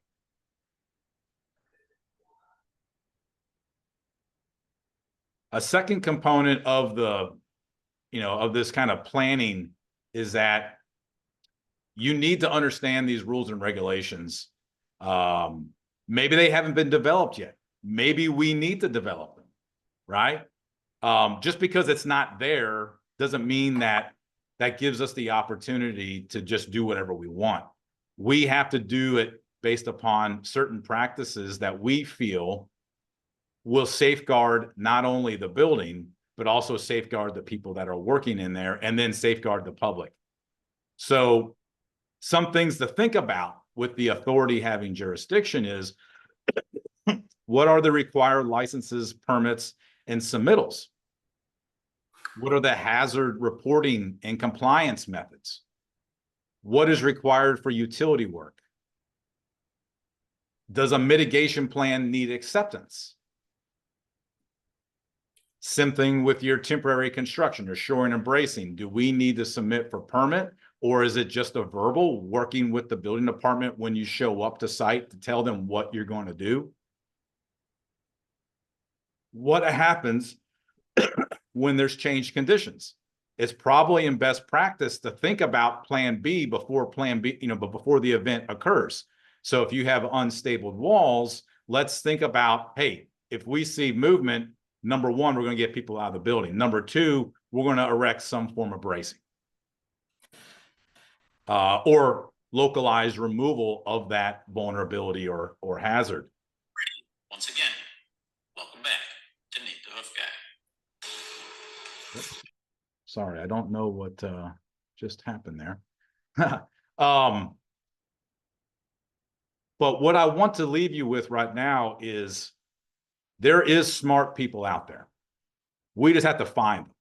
And then the question is, how do you evaluate them to make sure that they're going to be the person that you need to be able to perform the job of mitigating hazards so you can get into a building? So I've kind of put this slide together for you of things that I would ask myself, make sure that I'm meeting these, but also any other engineer or architect that you're going to retain to try to stabilize the building. So that way you can have some safe access to be able to make good, sound decisions of what to do.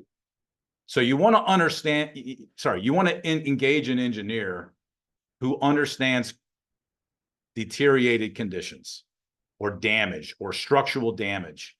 That's imperative.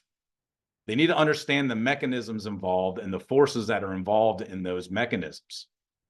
Steve talked about blast. He talked about other forms of damage. Those are the things that they need to be aware of. Secondly, is that they need to use their eyes and their brain to identify, why is the current configuration stable? After the event, after the blast event, the walls are standing up. They may not be braced, but they have some level of stability because they are there. The question is, what are the future causes of instability? Is it high winds? Is it vibrations from road traffic? Is it additional impact of artillery?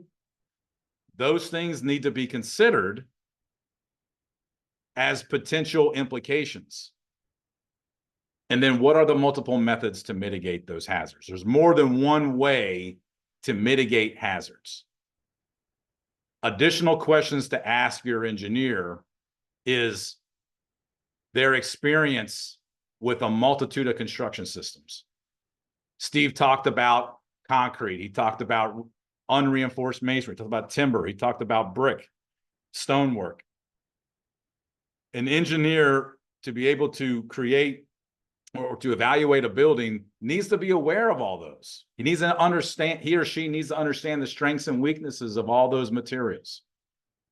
They also need to understand what the original load path was and how has it changed. Potentially, over time, load finds a way to get through its building differently than what was originally intended, especially after disaster, such as partitions or terracotta tile walls that may not be part of the structural system, but do have some level of stiffness and have some ability to attract load. Though that's important. the ability to communicate clearly to a wide audience. It does no good for an engineer to be speaking engineer talk to people that's not their specialty. They need to be talking in layman's terms. Those are the people that are the owners, the facilities managers, non-engineers, architects, conservators, the people that are going to be erecting the shoring, people that are going to be erecting the scaffolding, people are going to be going into the site. It needs to be communicated clearly. And one way that they can communicate clearly is by using sketches and be able to show things graphically. They need to understand the local and national building codes. They need to have experience with temporary construction systems, such as prefabricated shoring and bracing, as like shown in the photograph, or timber systems. They also need to be aware of structural monitoring. Monitoring is a mitigation process. If the walls are not moving and you have somebody who is visually watching those walls, that is a form of mitigation. You may not need to put braces up if you create a baseline saying that the walls are not moving, and they're not moving in all these different conditions, high winds, vibrations. If it hasn't moved, then theoretically it's still stable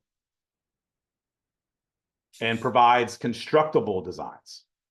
These are the checklists that I would recommend that you ask your engineers when you're going to be contemplating going into a building for conservation activities.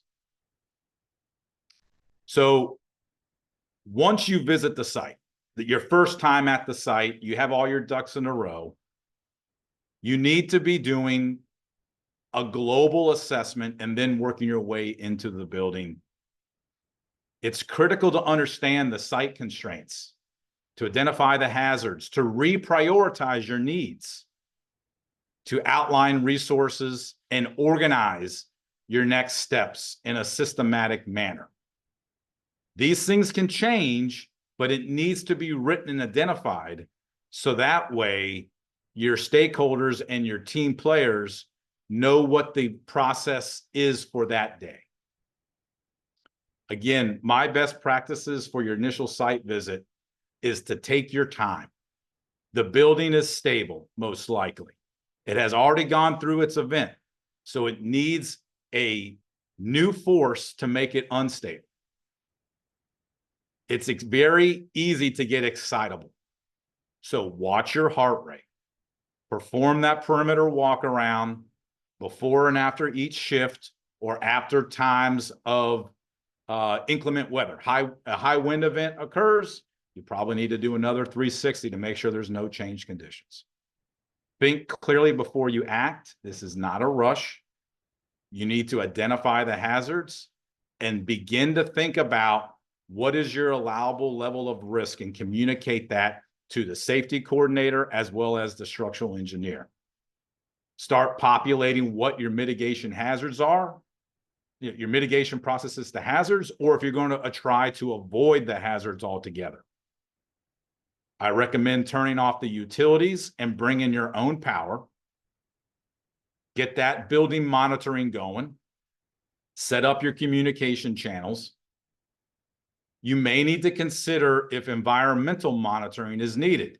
If you have a lot of asbestos-containing material, lead-based paint, you may need to be thinking about, testing the atmosphere for hazardous conditions. When you're done with the site, you need to be thinking about decontamination. You may need to be washing your boots, washing your hands, washing your face. There may be contaminants on your body. You need to be checking about your personal protection and your equipment. Do I need a respirator? Do I need a hard hat? Do I need gloves? Do I need steel-toe boots? And then lastly, only go into the site if you feel comfortable.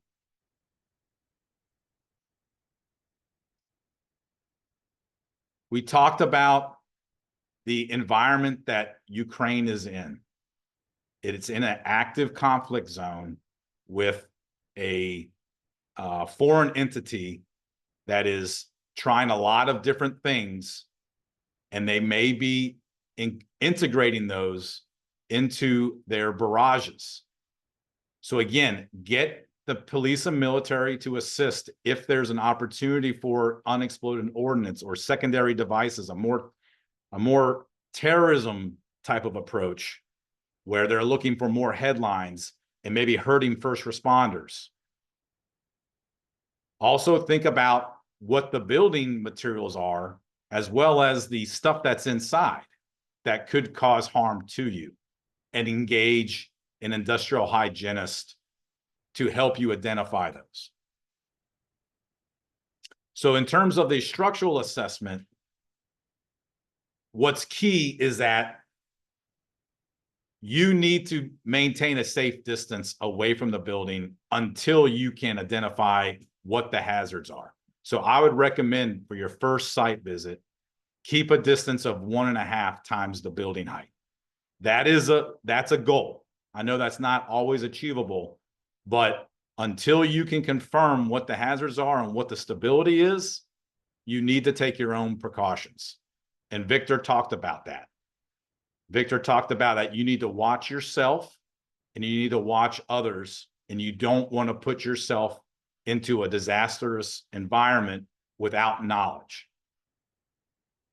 That engineer needs to use those building plans and site plans to start marking up where these hazards are. They also need to identify, is there a potential for hazards from adjoining buildings?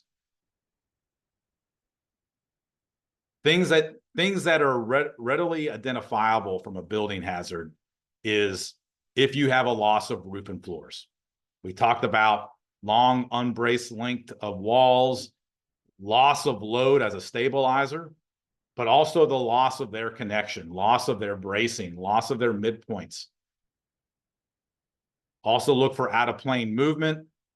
Also think about the load redistribution that has occurred, and watch out for cracks, because those are the telltale signs that load has shifted. In the urban search and rescue world, because of the opportunity for being excitable and tunnel vision, we create spreadsheets to keep us focused. These are forms developed by the United States in our urban search and rescue program through FEMA. These forms identify or allow an engineer or an architect to draw the conditions, to identify the conditions for their own methodical process of identifying these risks and how to address them, but also to communicate to others. Remember, it's not just one person. This is a team approach. So everybody needs to understand these. And some people know better about some conditions than others, but it needs to be in a manner that all can understand, and all can understand quickly and effectively. So these are two spreadsheets. The one on the right is more of a checklist that I think would be helpful for people who are considering going into a building that they may not know what the hazards are, but it tells you things to look out for, like the alignment of structure corners and faces, the alignment of floors, the conditions of openings. Are they racked? Are they planar? Condition of facing and projecting elements like a facade, cornices. What are their conditions? Presence of falling debris hazards, chimneys, towers, heavy equipment on the roof. These are things that could potentially fall. It also identifies, load path and things to look out for from the exterior to prepare yourself to go inside the building.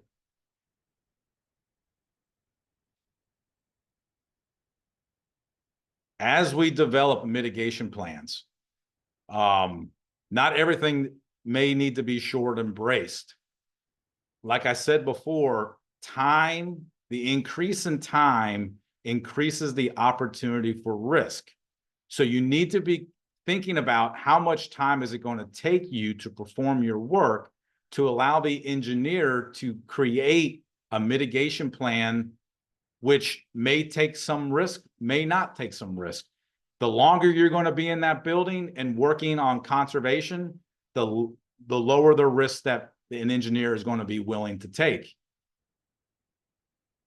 So identify that timeline. If it's just a grab and go, if the Mona Lisa is hanging off the wall and you want to get the Mona Lisa out, an engineer and the safety coordinator and the city may allow you to have minimal shoring and bracing if it is a acute amount of time that you're going to be at that site. So the inventory of the work, again, what is needed to perform the recovery? What's the estimated time? And what is your level of risk? When we're doing rescue, when we have live victims in the building, we allow ourselves to take high risks. Firefighters are going to go in regardless. We need to create a method to mitigate the risk that's with them, even if it's a short amount of time or it's a week-long process. And that's going to change. Our level of mitigation is going to change based upon the timeline at hand. So how does a structural engineer help with hazard mitigation? First of all, you want to try to avoid the hazards. It's the cheapest and quickest approach. If you have a falling chimney, don't go on the side of the fallen chimney. Go on the other side. But if the hazards are unavoidable, in lieu of throwing up shoring and bracing everywhere, we can monitor. We can use a total station, a laser total station with reflectorless technology, and starting to accumulate data of what is the three-dimensional position of the remaining structure. If it doesn't change over a certain amount of time, then theoretically the remnant is in a state of static equilibrium. It is stable. Other approaches are plumb bobs, levels, crack gauges, and mountable digital movement systems. The problem with those is that it requires someone to get up and close to the building. So there is an inherent level of risk to install those. Ways that you can protect yourself against falling hazards is that you can install debris scaffolding that can be moved as you're progressing at the site. You can incrementally shore and brace your way into a building, and you can even perform repairs or reinforcements. But again, if you need to be doing dismantling and delayering, you are potentially changing the load path of that static building, and you need to be cognizant of that and make sure that you're monitoring the building. And if there is new movement, you may need to vacate the building. The other thing is that, as I mentioned before, you need to monitor the environment for airborne contaminants potentially, but you also need to monitor your staff while they're in the building. You need to monitor their physical and mental strain. That's very important. Again, here's some forms that we use in the urban search and rescue world where we start drawing where we're going to put certain mitigation methods. Are we going to shore? We're going to brace. We're going to crib. We're going to put some rakers on the building in this area. Or are we going to monitor? And again, this is set up to allow for people to understand who may not be engineers what the plan is. So talking about shoring and bracing, just what the thought process is. Again, this process is to address areas of damage that have had damage to their supporting structure, and it's required that we do recovery in those areas. So you first want to try to collect the load. you need to support the load, and then you need to distribute the load. This is called the double funnel. These processes work best when they are built into a system. A single post is not a system. If you tie a single post with another post, well, now you have stiffened those elements up and they're self-bracing. So always try to build your shoring and bracing into a system, especially if you're anticipating lateral events like impact or wind or pressures from blast. You need to consider the space and positioning of the shoring versus the activities that you're trying to do. If there is a debris pile where you know that there is something that you want to do, you may need to adjust your shoring locations away from that debris pile to allow you to fundamentally do your job. You do not want to be moving your shoring around while you're working. So try to put these in positions that are going to be conducive to the operations. Resolve the conflicting priorities of placements. You may, or I would prefer that you try to implement safe havens into the design of your shoring.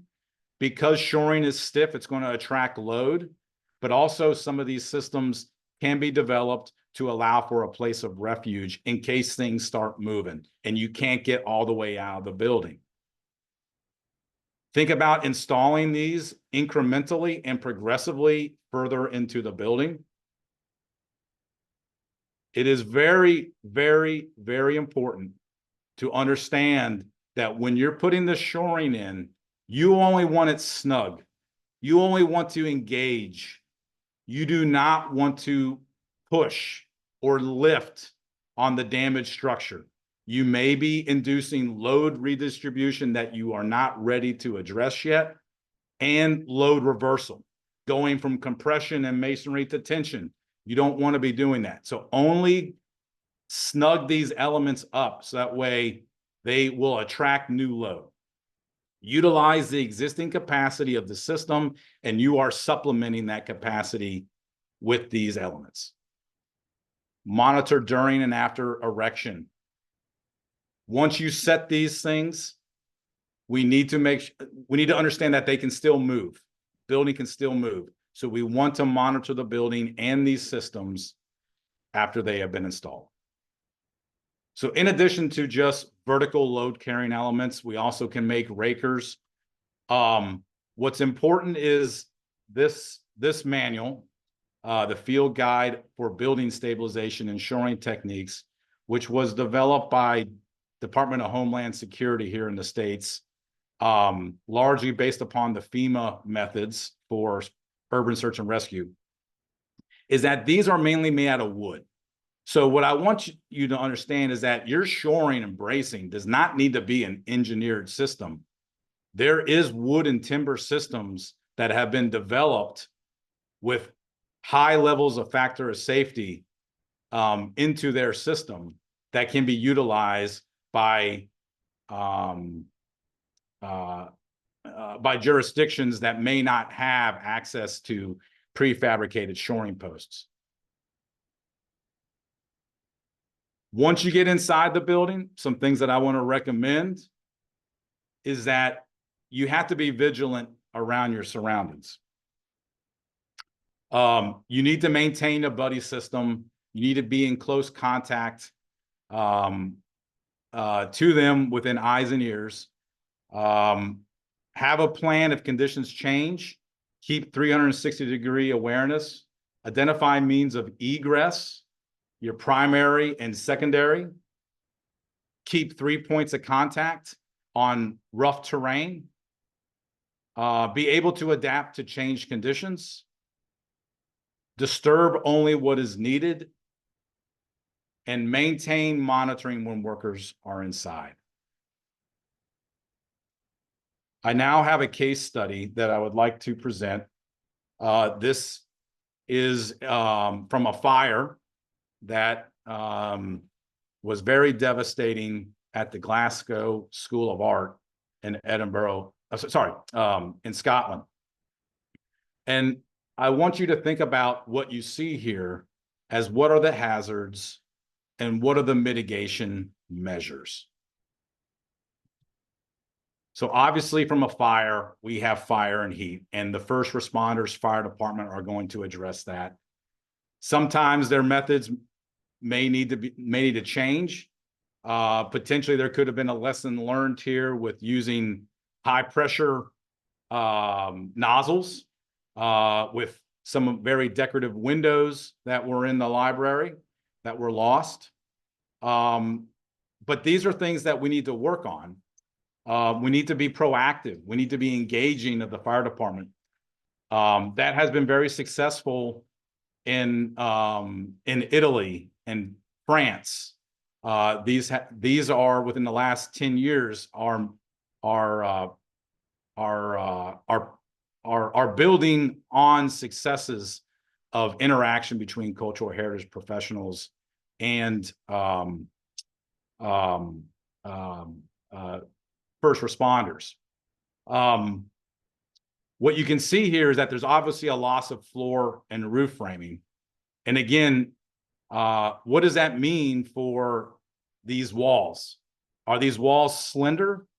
These walls are pretty thick, so they're probably going to be able to span further distances than a single white masonry wall. It also has a lot of interior walls to help brace these walls since it has lost its bracing of its floor and roofs.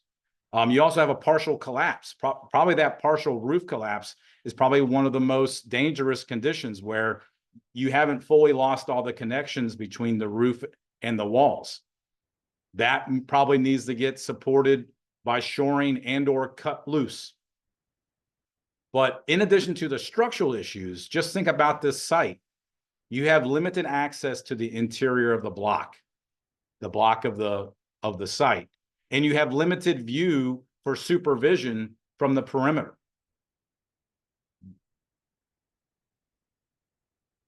So what are the mitigation measures? Obviously, fire suppression is already in there.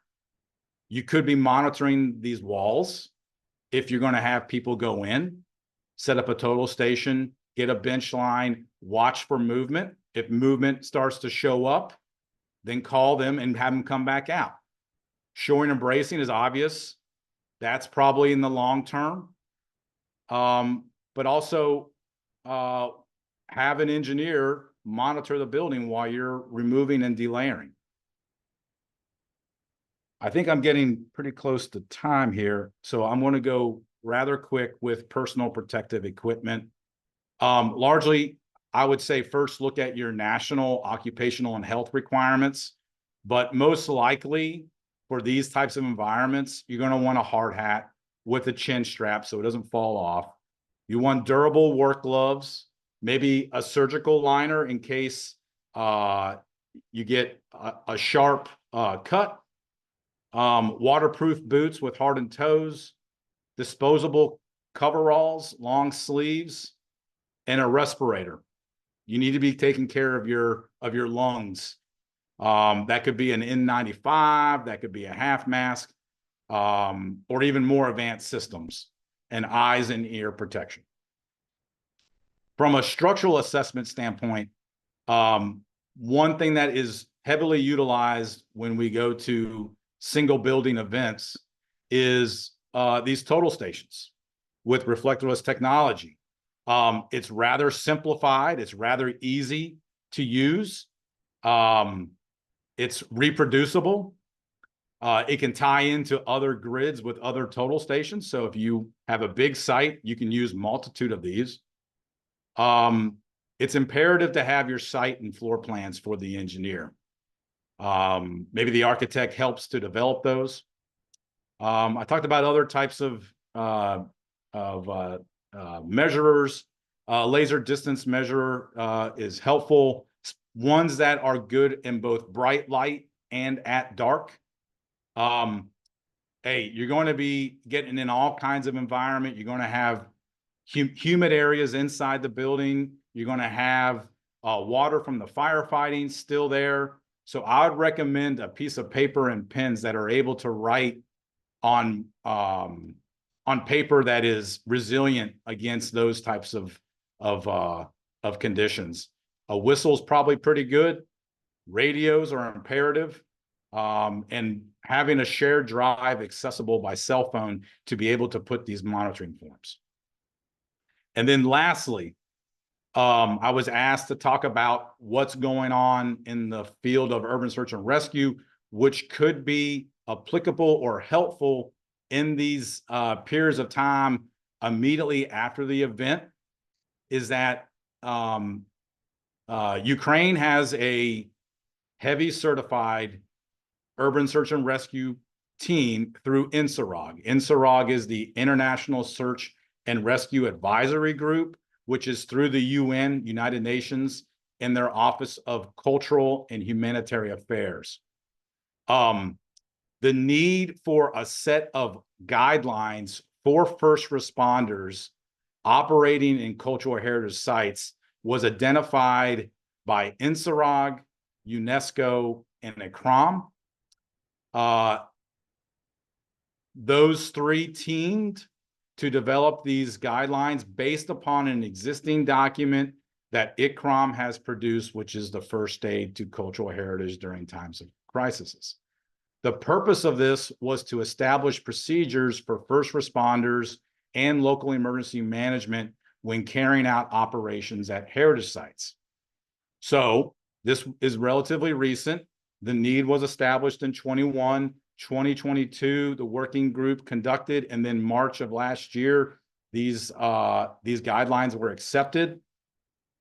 The key things are that it identified CH protection is integral to community stability and sustainability.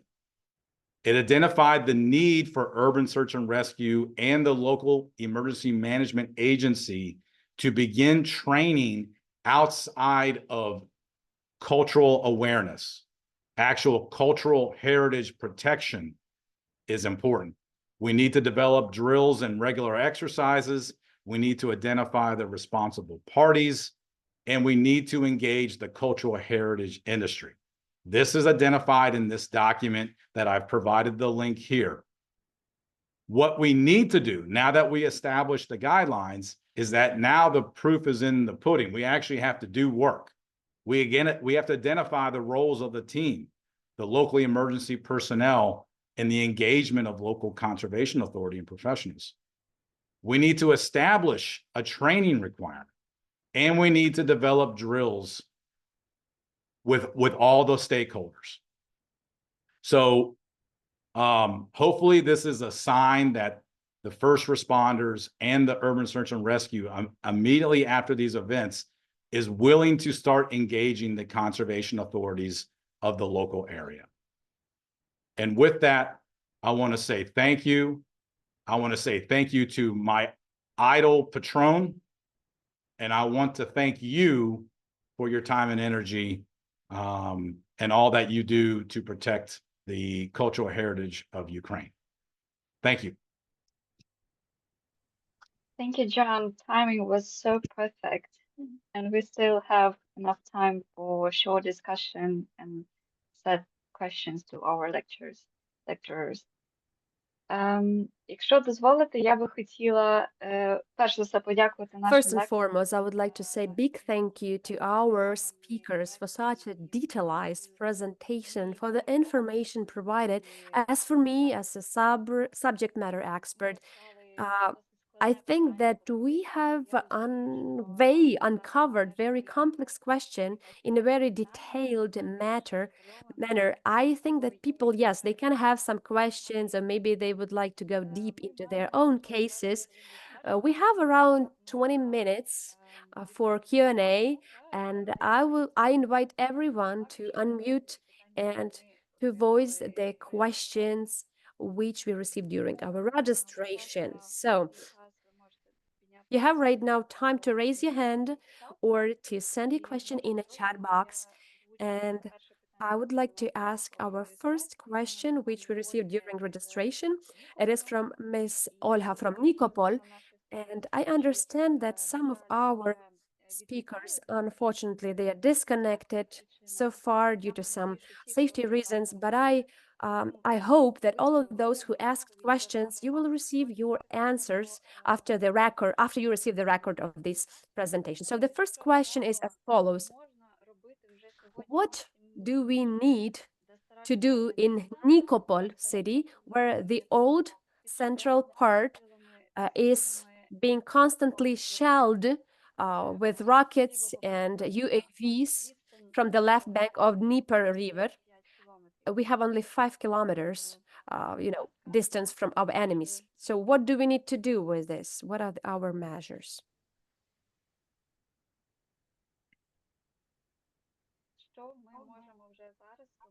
What can we do right now in Mr. Nikopol, which is only 5 kilometers away from the Russian occupied territory?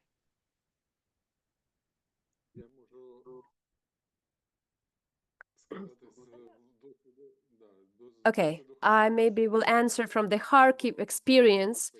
First of all, we have to safeguard SMEs who can work there and those specialists who can operate there. We need to have these human resources in mind in order to preserve it and save it. As for the monuments, we know that the worst enemy of any object is the rain and other humidity. So we can do some shelters, we can do some covers and protections from the precipitation, but of course, safety first. And I think this is such an open-ended question, and I'm not sure whether we can give some specific piece of advice. Of course, we cannot put somebody at risk to save a building and to lose your people. It's not the right priority, I think. Thank you. Maybe some other questions? Some other answers? If I may, Sure. Unfortunately, when the event happens, we potentially lose information. We have the craziness of the event that could impact some of our decision making. I think in a perfect world, in a pure vacuum, is that we would identify all the buildings and their contents in advance to be able to provide that information proactively to the first responders. And then, like how other countries, Italy and France, who have done a great job of interacting first responders, fire and police into individual site disaster planning to help them prioritize that. If you only have a certain amount of time to safely enter a building, what is the prioritized elements that you would like for them to either document or collect? That obviously is something that we should be continuing trying to work for. It does take a lot of energy. Ukraine's in a conflict, a lot of differing priorities, a lot of manpower. I understand, but maybe from a lessons learned is that we can proactively document and proactively educate. So that way we're not trying to address the elephant in the room at that critical point, but it's already ingrained in the system of what to do. Thank you. Супер, дякую. Thank you very much, John. I hope we answered this question, and I suggest answering another one. It's more specific one from Mr. Artem from the Ukrainian State Institute of Cultural Heritage. The influence of explosive mine on the architectural monument. So how we can mitigate this risk? And this is the question to our speaker. So what are the methods that can be used to mitigate this influence of the explosive waves?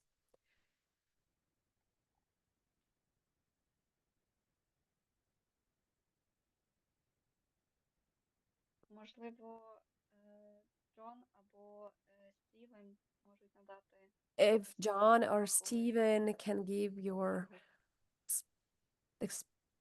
Yeah, on so that. Okay, well, let me see if I can understand what the question is. How can we mitigate the risk from a monument? The only thing that you can do with a monument to protect it from a blast is either relocate the monument or to encase the monument, which is in reference to sculptures. I know that many sculptures in Ukraine have been covered with sandbags, which is something that can be done. They can also be removed. When it gets to immovable heritage, such as a building, it becomes much more complex. And I'm not sure that there's anything that you can do.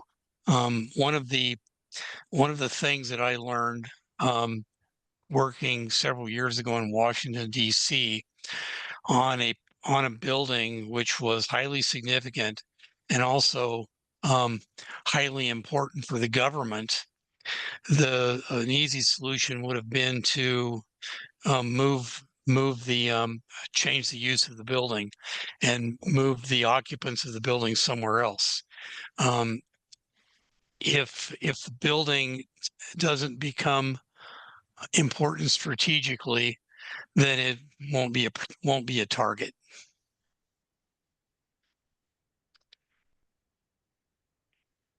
if I may. John, you have anything to add? Yeah, so Steve, I mean, I'm glad we talk and think alike.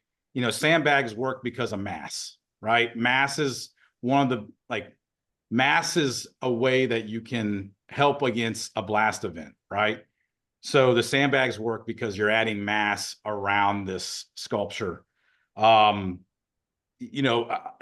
a unreinforced masonry building, I agree with Steve is that, it's going to have openings, windows are going to fail. And then if the blast is on the outside, then you're going to be, having a lot of facade issues, a lot of windows are going to be blown if the masonry is not able to support itself as well. And then the roof, which is going to be bracing the top of the wall and then all the floors in between, those connections are potentially suspect.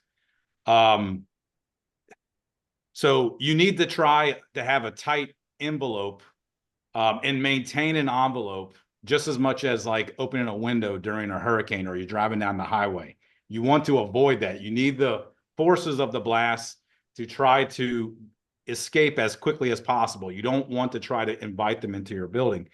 So potentially putting sandbags over windows is a strategy, but if you have an unreinforced masonry building, you're going to have other weak links. The pressure wave is going to find the weak link. So I don't know how much value there is to put sandbags, around windows. I actually would ask my Ukrainian colleagues because they're the ones that actually live this a lot more than we do.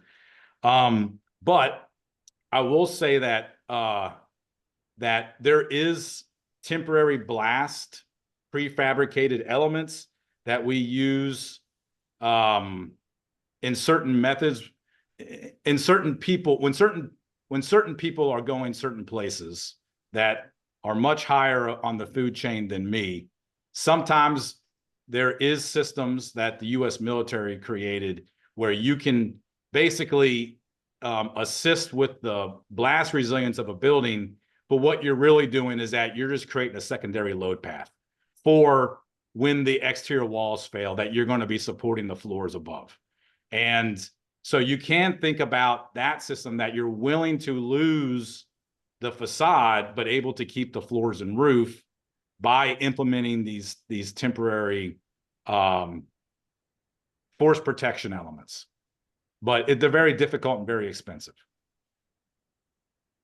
If I may, I would like just correct a question. Probably it was mistranslated or I misspelled. It was directed and to point out how the heat wave influence to wooden architectural elements as in an exposition.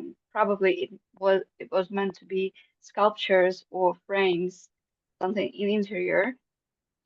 Якщо є пан Артем, і якщо можна трохи уточнити питання, було If we б have Mr. Artem here, we could specify this question because probably because of the translation, we received more generic question. When we talk about the sandbags, of course, they influence wooden elements, right? And if there is contact with the sandbags, the wooden elements can soak this humidity. Thank you very much for the specification. Maybe you can give us one thought or two about the wooden objects, and then we will move to Mr. Andrei.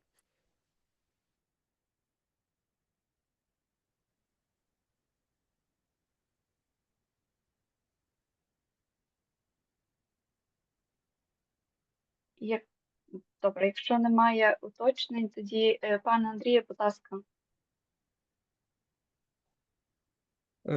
Чи мене добре чути? Я думаю, що питання стояло про дещо інше. Не ходить про те, що дерев'яні якісь елементи загальні. Коли ми говоримо про вибухову хвилю, для нас найбільшу загрозу отримують, власне, дерев'яні церкви. Я думаю, що саме це питання звучало до колег-інженерів, як нам захистити дерев'яні церкви, які мають досить специфічну конструкцію саме від вибухової хвилі. Ми маємо приклад у Дрогобичі. На жаль, там є важливі об'єкти, які Okay, so the question probably is about how to safeguard wooden Ukrainian churches because they have special construction. And in Drohobych, there was a case that part of the roof was destroyed and it was lifted up and then it fell to the place, but it was not the proper place. So again, there was some, so how to protect such big wooden constructions from the wooden wave, from explosive wave.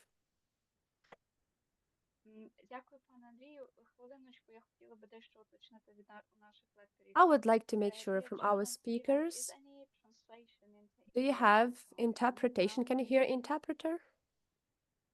Yes. Yes, good. Okay, well, I'll try to answer that question because I'm familiar with this type of structure. My understanding of the World Heritage Church in Drohobych is that it's still intact and none of the roof has collapsed. However, these structures are extremely vulnerable to direct blast. I think that if any of these churches are close enough to a blast where you can see the blast, the church will probably be blown away. And I was thinking about that just the other day, and I was wondering if it would be possible to construct a wall around the church to deflect the shock wave. That would be the only thing that I could think of. These churches, unlike a wood frame structure, which I'm familiar with, wood frame structure has beams and columns that come together and they're fastened in some ways. These churches are composed of horizontal logs that have wooden pegs that are pounded vertically to hold them together. Plus, they've got the places where they come together like this.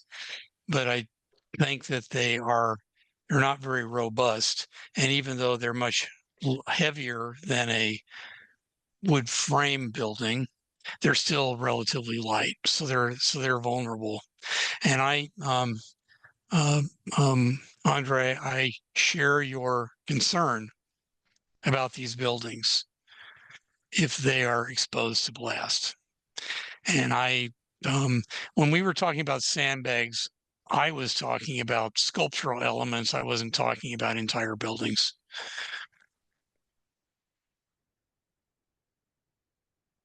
Okay, thank you.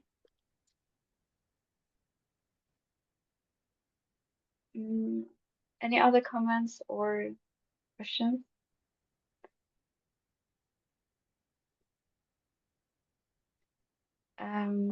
Добре, дякую. Дякую за відповідь. Thank you very Андрій. much for the answer. Mr. Andrei has something good. Вас не чути?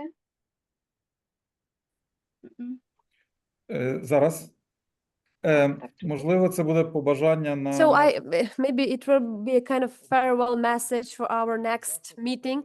Maybe we would like it would be possible for us to discuss preventive measures, how to safeguard such a vulnerable cultural heritage objects as a sacral wooden architecture. What we are interested in is the discussion about the usage of this fire extinguishers, because we know that not all types of extinguishers we can use to extinguish fires in the painted walls, etc. And also the question about how to protect such objects from the shock waves. Of course, we will not be able to find some solutions when we talk about direct hit, but when we talk about massive explosive waves, it can also be even like 10 kilometers from the epicenter, but maybe there are some solutions in this case. So if you have any guidelines or information in these aspects, we would very much appreciate. Дякую. Я не бачу A наступних kind of food for thought. Я могла б ще озвучити. I don't see other questions. I have two more questions in my chat.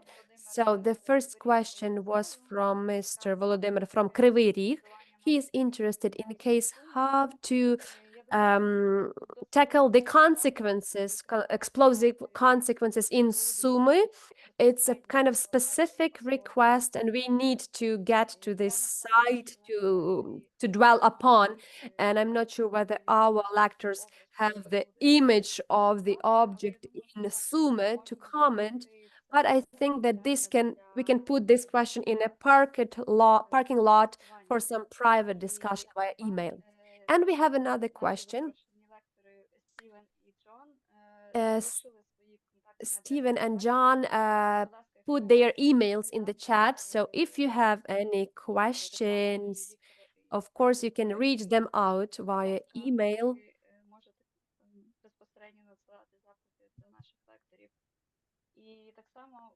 And also, we have one request about the contacts for architects, foreign and Ukrainian architects, so they can keep in touch and they can share their experience and best practices. I can appoint some. There was one person, one of the participants, who asked for such contacts of such foreign architects, so that person can reach out and again have some sharing of experience. So we have 6 o'clock, and if no questions, I would like to give the final word, final address, maybe some motivation address to our participants from our speakers, please.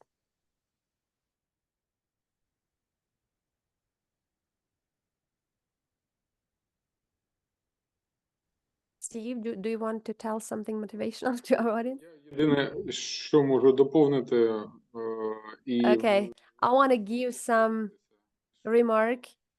I would like to reiterate, because first and foremost, we have to take care of ourselves. If we don't do this, it means that those who are around us will have to take care of us, and even those who have to take care of the national heritage. Secondly, if you have the opportunity to act now, because we have a lot of problems in our country when we talk about the National Heritage Department. And one of the problem is that people don't understand the value of the heritage. So when you have to deal with a damaged building, only you can identify this object as the one worth preserving. So if you have this chance, please act. So that's my motto. Thank you.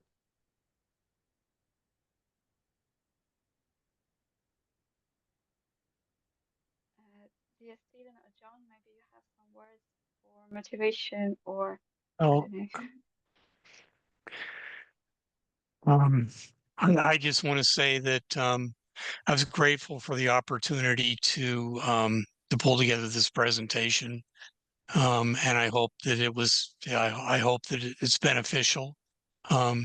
We care very much about Ukrainian heritage. I've been to Ukraine many times. I'm glad to be here again, and I'm familiar with the heritage, and I hope that I've been able to help in a very small way. Thank you for the opportunity. Thank you.